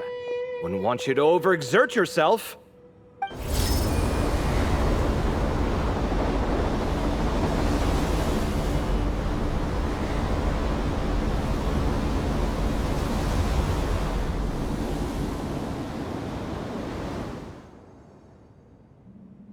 Huh.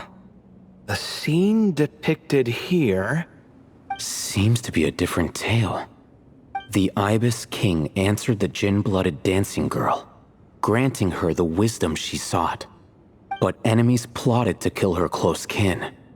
Snake venom was her self-chosen end. Here I leave the name. Makaira. The Temptress of Woe? You've heard of her? Of course. I don't just sit around doodling all day. She's mentioned in tons of papers about the desert. As I recall, she was given as a gift to the tyrant king of Gurabad, and later seized the opportunity to kill him. After getting her vengeance, she reigned as queen for many years, until her enemies attempted a coup, and she took her own life. That's more or less the version I've read as well. It seems this queen also had dealings with the Ibis King. Yeah, I'm starting to find this whole granting wisdom business a bit concerning.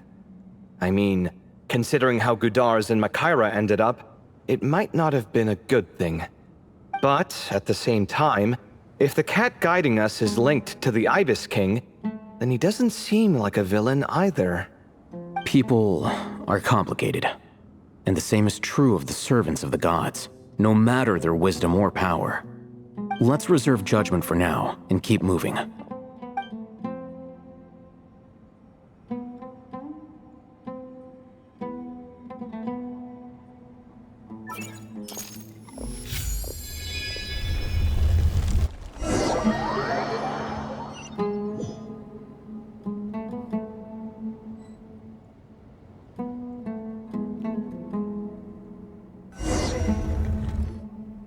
Oh, Paimon meant to ask earlier.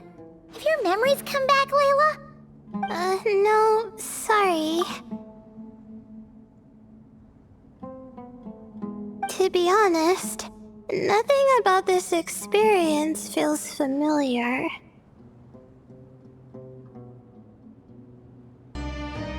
Besides, my focus is the stars.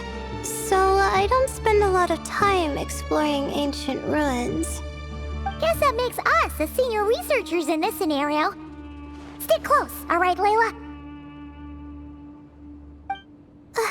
Okay.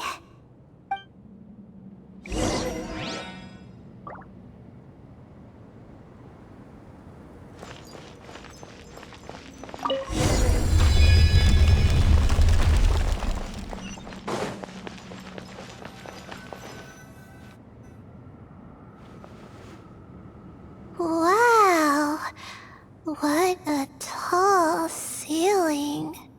Yeah, but for such a big place, it's so empty. Like no one ever lived here. Sure must have been boring to live in ancient times, staring at ceilings all day. Now that you mention it, I've heard some people used to draw star maps on their vaulted ceilings. Some would even make them transparent to better observe the movement of the stars. It sounds so nice. Stargazing from the comfort of your own home.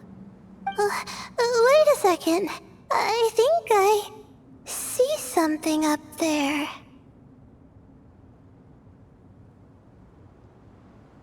Huh? How is Paimon supposed to do that? Oh, right. Flying. Duh. Alright, sit tight, everyone! Adventurer Paimon will be right back!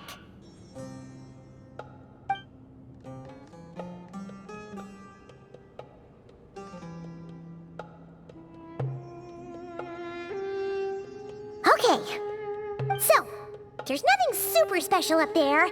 Just a couple of shelves, tables, jars, and scrolls. And a whole bunch of dust, dirt, and sand. You really want to search through all that stuff?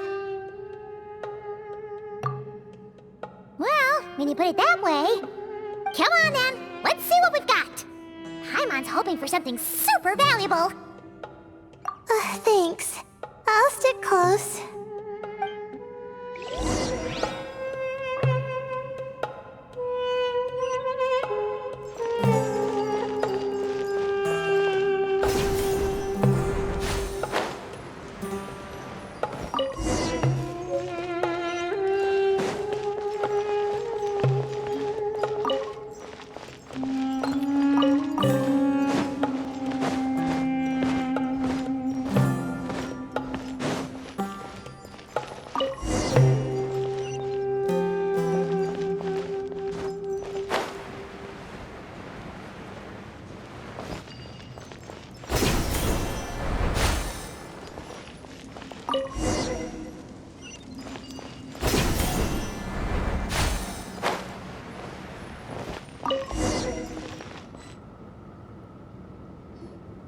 I think that's everything.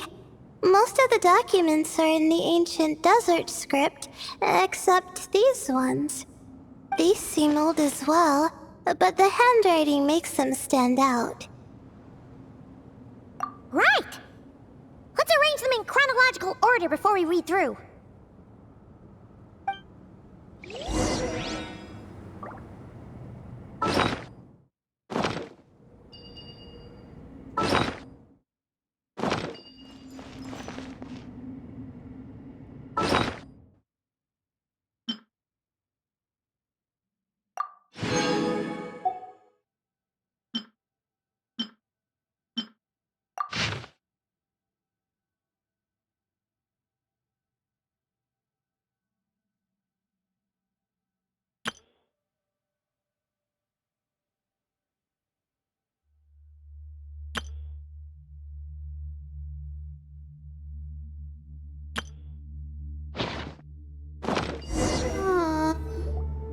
Okay, now let's take a look.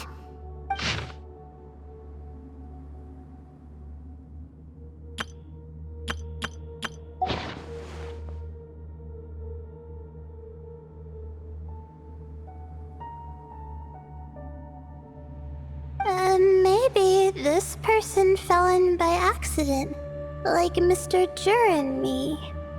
Yeah, maybe. But they don't sound super worried about their situation. So, either this person's an ace adventurer, like the Traveler, or some kind of super optimist. An optimist, huh? Oh, I wish I could be that sort of person. That's right! You're detailed and passionate. Great qualities for an adventuring buddy. This optimist seems super obsessed with exploring every corner of this place. That could have gotten them in big trouble for all we know. Well, I appreciate the compliment. It's almost magical how words like that can make you feel like you can do anything. I only wish that magic could last a little longer. Until I figure out my new study topic, at least.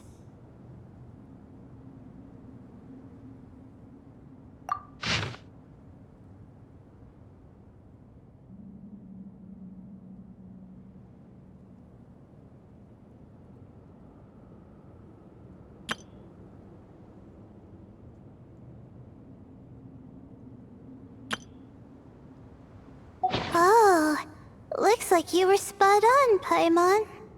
See? Told ya! That's what happens when you don't think things through. And all this talk about seniors and juniors, he was a student just like you, Layla. Whew, he sure talks a big talk for a student, though. You'd think he was some kind of old scholar instead. Huh. What is it? Did Paimon say something wrong? No, not at all. I was just thinking, and this might sound rude, but the way this person speaks is just so... you notice too. I mean, it's good that he helped treat his companion's wound, but it didn't seem like it was out of kindness. More like he was looking out for his own self-interest, or thought he could get something out of it. I don't know. Maybe I'm reading too much into it. Yeah. If you're both in this dangerous situation together, wouldn't you mention them at least once? If it were Paimon, she would write down the name of every single person she was with. No one would be able to get away. Actually, I find Paimon's approach quite sensible. It makes sense from a safety perspective, too. That way, if anyone came to the rescue, the notes would be able to tell them everything they needed to know. Whoa! That's genius-level thinking! Well, I learned that from Madame Faruzan, actually. I'm not speaking from personal experience or anything. Oh, no! I'm just a student. It's fine! You taught us something, so you're our teacher. Simple as that. Anyway, from the looks of things, the student who left these notes behind was pretty weird. Let's keep reading.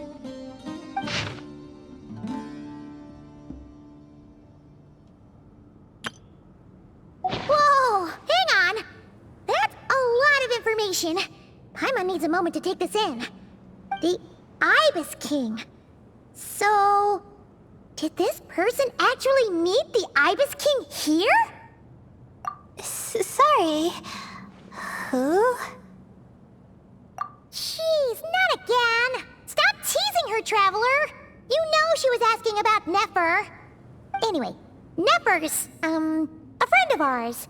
And she's mentioned the Ibis King before, but not in much detail.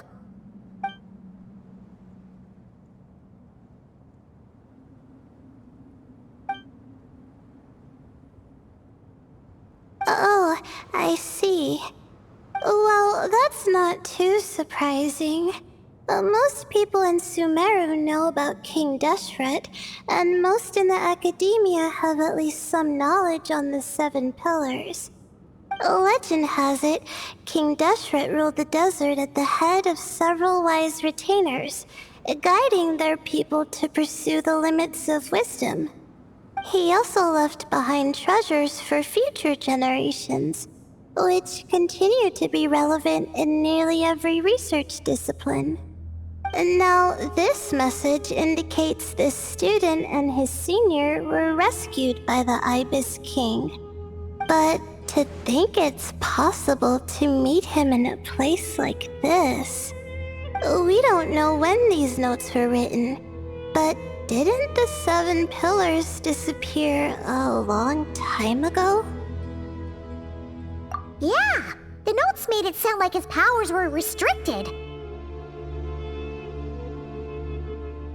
Also, the mention of this form? What is that supposed to mean?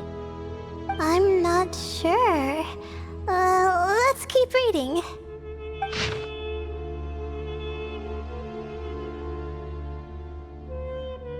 Oh, this is the last page. There's even a signature at the end. Well, sounds like they made it out. Guess it was a happy ending after all. Wait, but it says, the Ibis King cannot be trusted. Huh. Our friend said something similar. That the Ibis King was a liar. And the notes did make it seem like something wasn't quite right with him. Maybe he wasn't one of the 7 pillars at all, but some kind of con artist.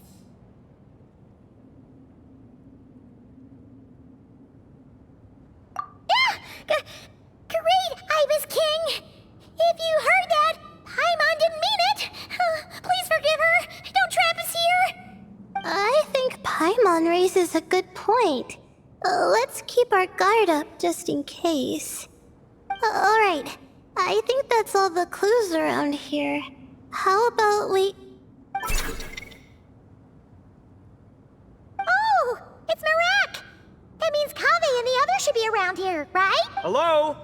Anyone up there? Can you hear us? Yeah, we can! You know, sound travels just fine in an empty chamber like this. You don't have to shout. Of course, if you're shouting to express your excitement at being reunited, by all means, pretend I never said anything. Yelling like this is kinda exhausting. Come on, let's head back down.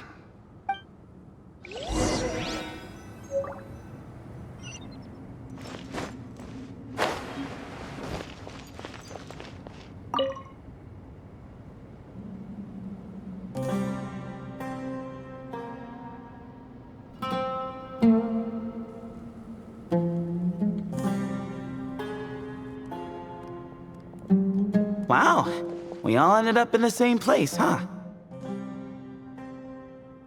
Yeah, what a coincidence. Indeed. Or as I like to call it, the chai factor.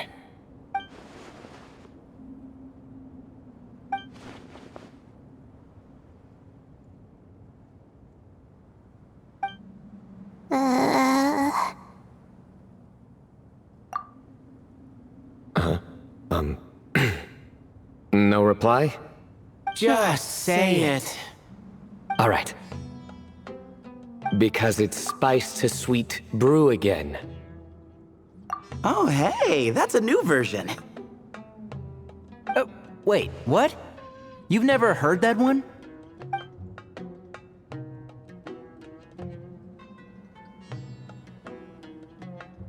What are you looking for? A place to sit and read my book. Oh, great. What else is new? Well, looks like everyone made it through unscathed. Let's take this chance to get some water, rest a bit, and discuss what we learned. Sound good? Yeah, let's debrief.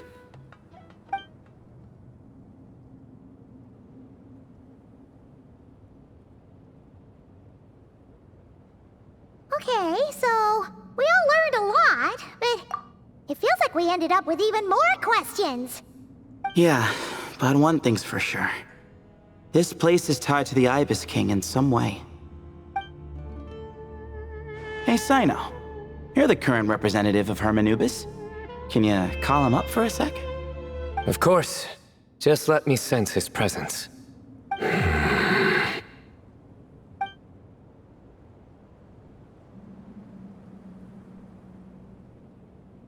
Just kidding. I can't sense him at all.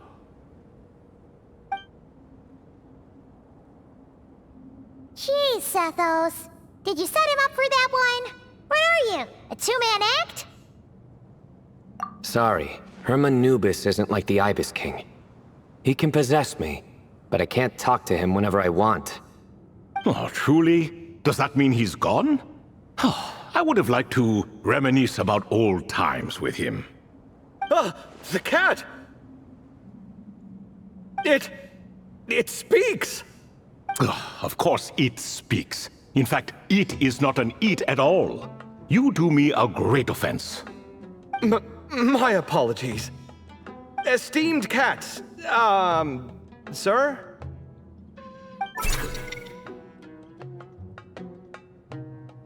Oh, this little contraption is still here.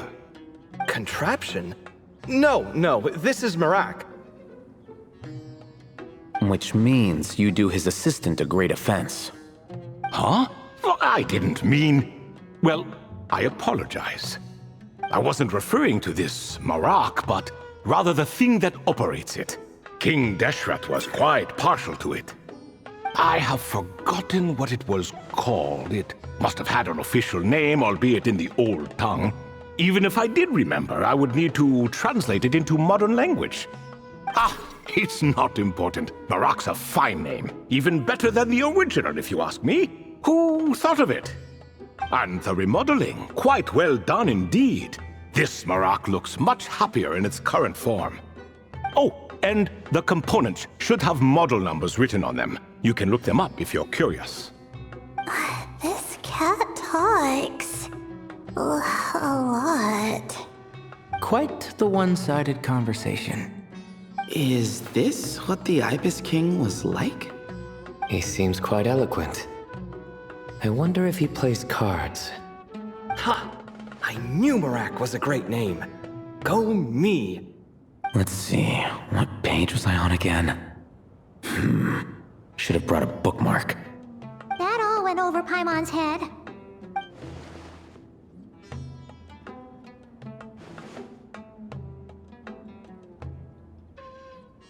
Hello indeed. For you to know my name. Yes, I was not mistaken. You are special among your companions. But you are all guests. It is only proper to invite you in. Come then, this way.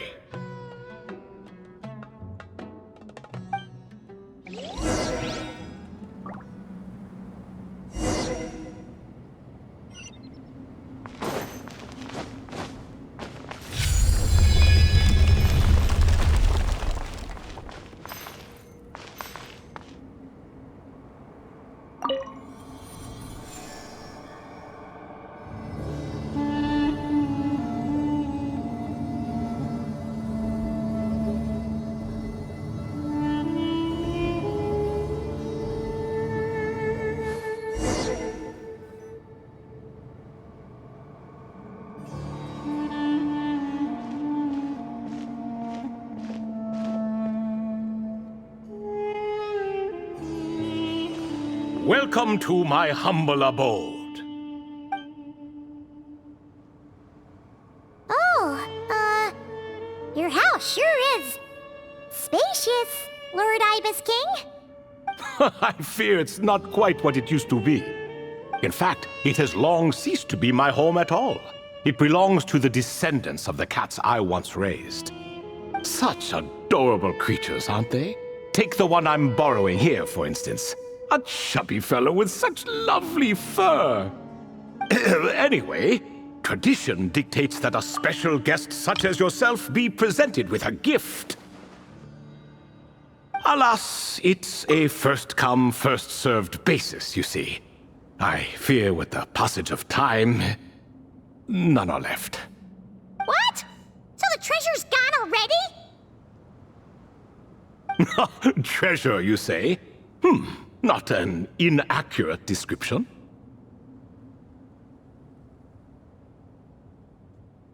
Yes, and no. I have the power to grant gifts inaccessible to the masses. The only requirement is answering a question. Not a bad deal, yes? Of course, my questions were given unto me by King Deshret, who in turn received them from the Mistress of Flowers. There are 3 and no more. What causes our rise and fall? What obliterates love and hate? What determines truth and falsehood? The more he talks, the less Paimon understands. I see. That must mean Gudars and Makaira managed to answer 2 of the 3. Another who understands. Oh, so that's the event those 2 slabs are depicting. Ah, priests and their records. A singular obsession, and quite boring too.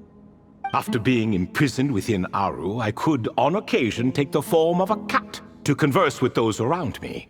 But I despised speaking to them. No conversational skills whatsoever. Now, humans like you who stumble in here from time to time, you are much more interesting. Hold on! We're getting off topic again. The 3 questions you just mentioned? What are they for, exactly? Ah, that is a story that begins with King Deshret. And we're in for another long one. Nostalgia for the past is common to us all, is it not? And our king, he was such a proud, solemn man in those days. He watched us speak of the present and the future, of the wisdom we possessed or were about to obtain. We were his proud retainers, confident in our belief that, so long as each one of us used our abilities to the fullest, progress was inevitable. Yet, King Deshret's ambition was not destined to be allowed in a closed-off world such as this, so nothing went as planned. In fact, from the beginning, there were signs an outcome of this nature was inevitable, because although there were 7 pillars, one was forever absent. Al-Ahmar would insist the Dendro Dragon Sovereign was one of us, but the dragon herself rejected that idea. Huh. Like a card you can never seem to draw from your deck. More like a card that was never in the deck to begin with. Alas, that's just who Al-Ahmar was. There was nothing we could do about that. And I always preferred chess to cards. In the end, life grew unbearable for our king.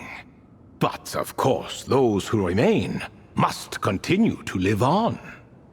But subjects like us were less fortunate. After all, the fate of a retainer is decided by the king, including the chance to walk away. So it was then that King Deshret had Kroko, Goti, and I locked up within Aru, where we remain to this day. Kroko. Goti? Ah, of course. You're more familiar with their full names. Sobek, the Crocodile King, and Hereshef, the Goat King. And let me tell you, when it comes to chess, Hereshef was a habitual backseat strategist, always spewing nonsense from the sidelines. Well, Sobek was all too quick to take his terrible advice, to the point where I was the one who got accused of cheating. Chess is an exercise in patience, and that man couldn't sit still to save his life. He could never excel at that game. In fact, neither of them were good at chess. Even so, we played together often, and since I was always the winner, we got along quite well. What are you laughing at? Were we not good friends? No one's laughing. Paimon would never. No, not you. It's Goti. He's laughing for no reason again. Can you not hear him? Ah, right. Of course you can't. The 2 of them are inside Aru, as am I, so only I can hear them. What is even going on here? Has he, started to lose it after being trapped for so long? That does happen to prisoners serving life sentences. Speaking of which, How's Azar doing these days? I doubt he's doing much of anything. Just what I wanted to hear. What is the meaning of this? You doubt my words?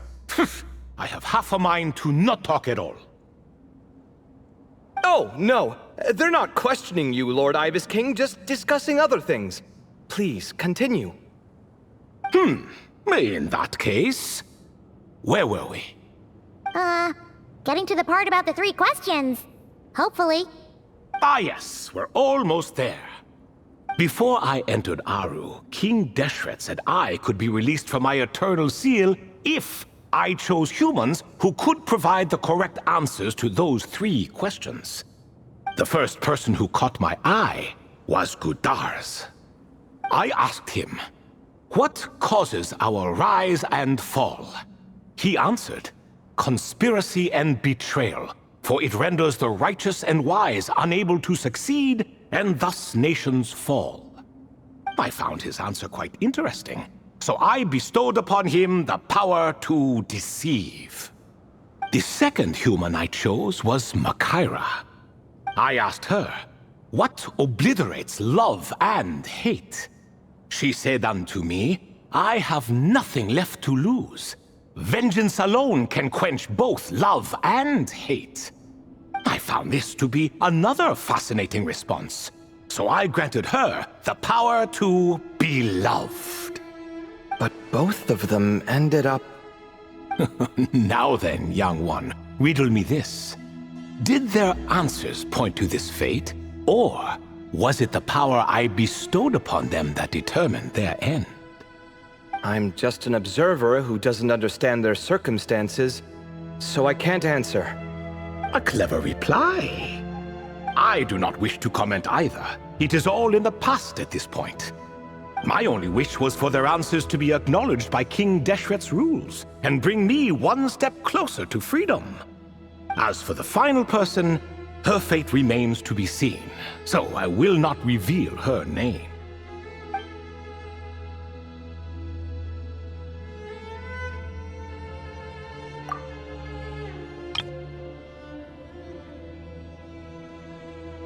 I asked her, what determines truth and falsehood? And found her answer quite compelling, so I bestowed upon her a gift to match. As you can see, however, I have not been freed, so it's clear the answer she gave at that time was wrong. But alas, 3 people were chosen and 3 questions were asked, so now all I can do is wait. Wait until her wisdom is in line with the rules set forth by my king. Until she has found the true answer to that question. No wonder there was no 3rd stone slab then. Or perhaps you're just not ready to include her in the story. Though that might be a generous interpretation. Well, it's not merely because her story remains unfinished. As the remaining priests of this place left or passed on, there were none left to record the events that followed. Besides, stone slabs are few and far between in the Great Red Sands. In the sprawling desert, very few things or people even manage to leave a trace. But sometimes I can't help but wonder, if that young man from several centuries ago had been willing to answer my question, would I have left Aru by now? So there was someone else? Of course, it has been thousands of years after all. All sorts of people have stumbled upon this place, but I only chose the special ones. That young man had such a singular intelligence, though his companion, by contrast, was rather average. The author of those notes we found? The student named Zandik? Ah, yes, I think that was his name. In truth, I was unsure whether I should grant him my 3rd remaining gift. He was, of course, exceedingly clever, but he was also mistrustful and narcissistic in equal measure, and there did not seem to be a line he was unwilling to cross. Too much power could be dangerous in the hands of someone like him. so I found myself rather relieved when he declined my gift. Oh, he turned you down? Did he give a reason? Yes. He said he didn't need it. I still remember the look in his eyes. Nothing stood out per se, and still I could sense contempt and disdain radiating from his gaze. I could not give an exact reason, but on instinct I just knew it would not end well to get close to a man like that. So, I tricked him. Stick close to your companion, I said. Only the descendants of Tuletula can come and go as they please. Leave him behind, and there is no escape for you. So, does that mean his companion wasn't a descendant of Tuletula? Oh no, that part was true. The lie was in the other half. Anyone can enter or exit this place. There are no restrictions. I saw that his companion was exhausted and was concerned Zandik might leave him behind, or worse, that some other accident might befall him. So I made up an excuse to prevent Zandik from going a step too far. Oh, and speaking of, Sandik's companion had the same blue hair and pointed ears as you. Wait, does that mean Layla's also a descendant of Tuletula? Indeed. When Hermanubis founded that city, he took in many who had nowhere else to go.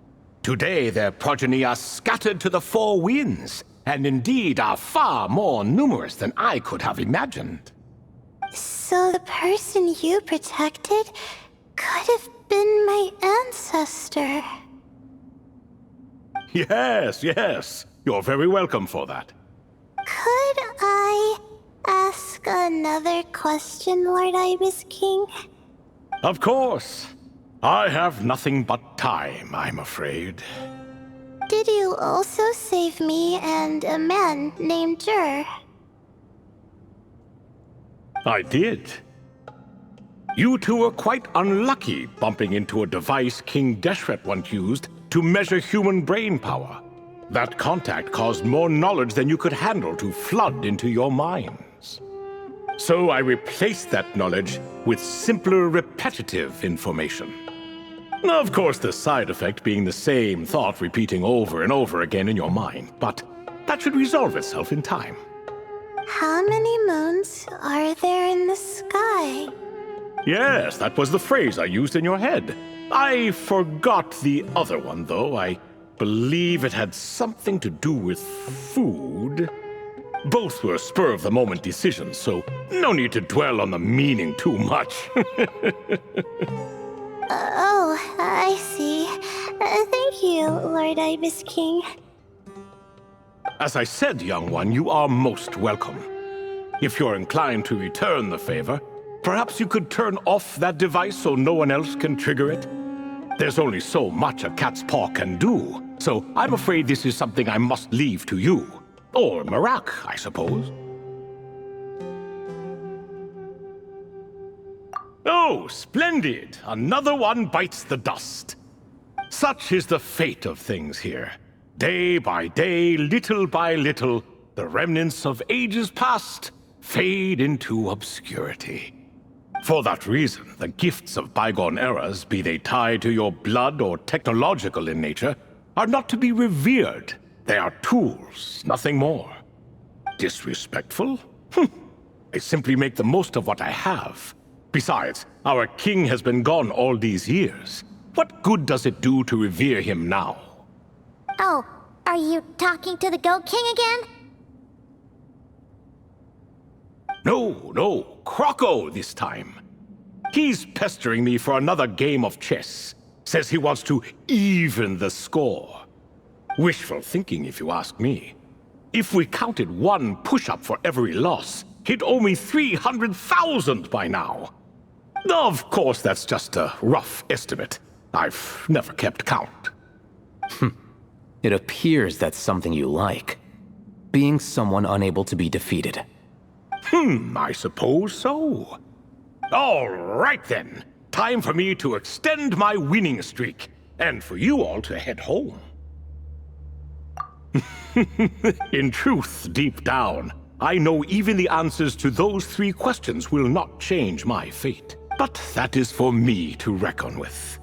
Go on now.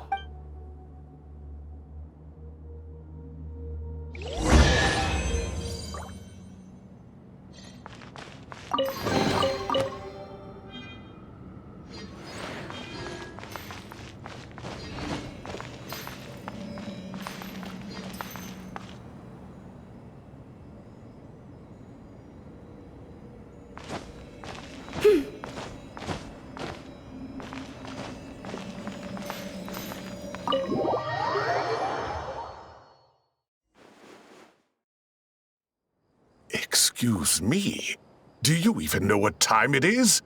I've harvested 3 crops of tomatoes while you've been gone. You're exaggerating, Professor. I'm making a point. There's a difference. Sincerest apologies for keeping you waiting, Professor Cyrus. See, that's what I call manners. Now, are any of you hurt? Nope. It went way smoother than we expected, actually. I presume the investigation is complete then. Come, tell me all about it. Oh my, did you luck out? If you've read the work from the Vahumana Darshan, you would know that the Ibis King has, well, let's call it a mixed record. Perhaps he softened up a bit in his old age, and that's why he chose to help you. Or perhaps he just didn't have a good enough reason not to help us. See? Marak agrees. How do you even know that's what Marak meant? That could have just been a happy noise. In any case, there's a lot to be happy about. We figured out what happened to Layla and Jur, and there were some unexpected takeaways too. Yeah, I never expected to learn about my ancestry. I've always thought of myself as just an ordinary student. I never would have even considered something like that could be true. Come to think of it, our ancestors might even have been friends at some point. Huh? You're right. Maybe I should take a trip back home to see if I can find any records about that. Oh, I was just throwing that out there. I wouldn't want you to go to the trouble. It's fine. My advisor gave me a break, and I still have a few days left, so... Oh, wait. My study topic. I haven't made any progress at all. No, right. Couldn't you help her, Professor? Huh? No, I could never. Me, you say? I'm from the Spatamar Darshan, and I don't think that Nephis or Zahahadi researched the stars. All I have to offer are my homegrown tomatoes. Although I suppose it's not impossible. I can ask a few old friends to recommend some interesting topics. You really don't have to. It sounds like a lot of work. Hardly. A few passing questions while we water the plants? It's no trouble at all. Thank you so much. Of course. Now it's getting late, and you all must be tired. Let's wrap things up here. Some say desert nights are the sun taking mercy on us after the heat of the day. So, let's leave while she still feels merciful.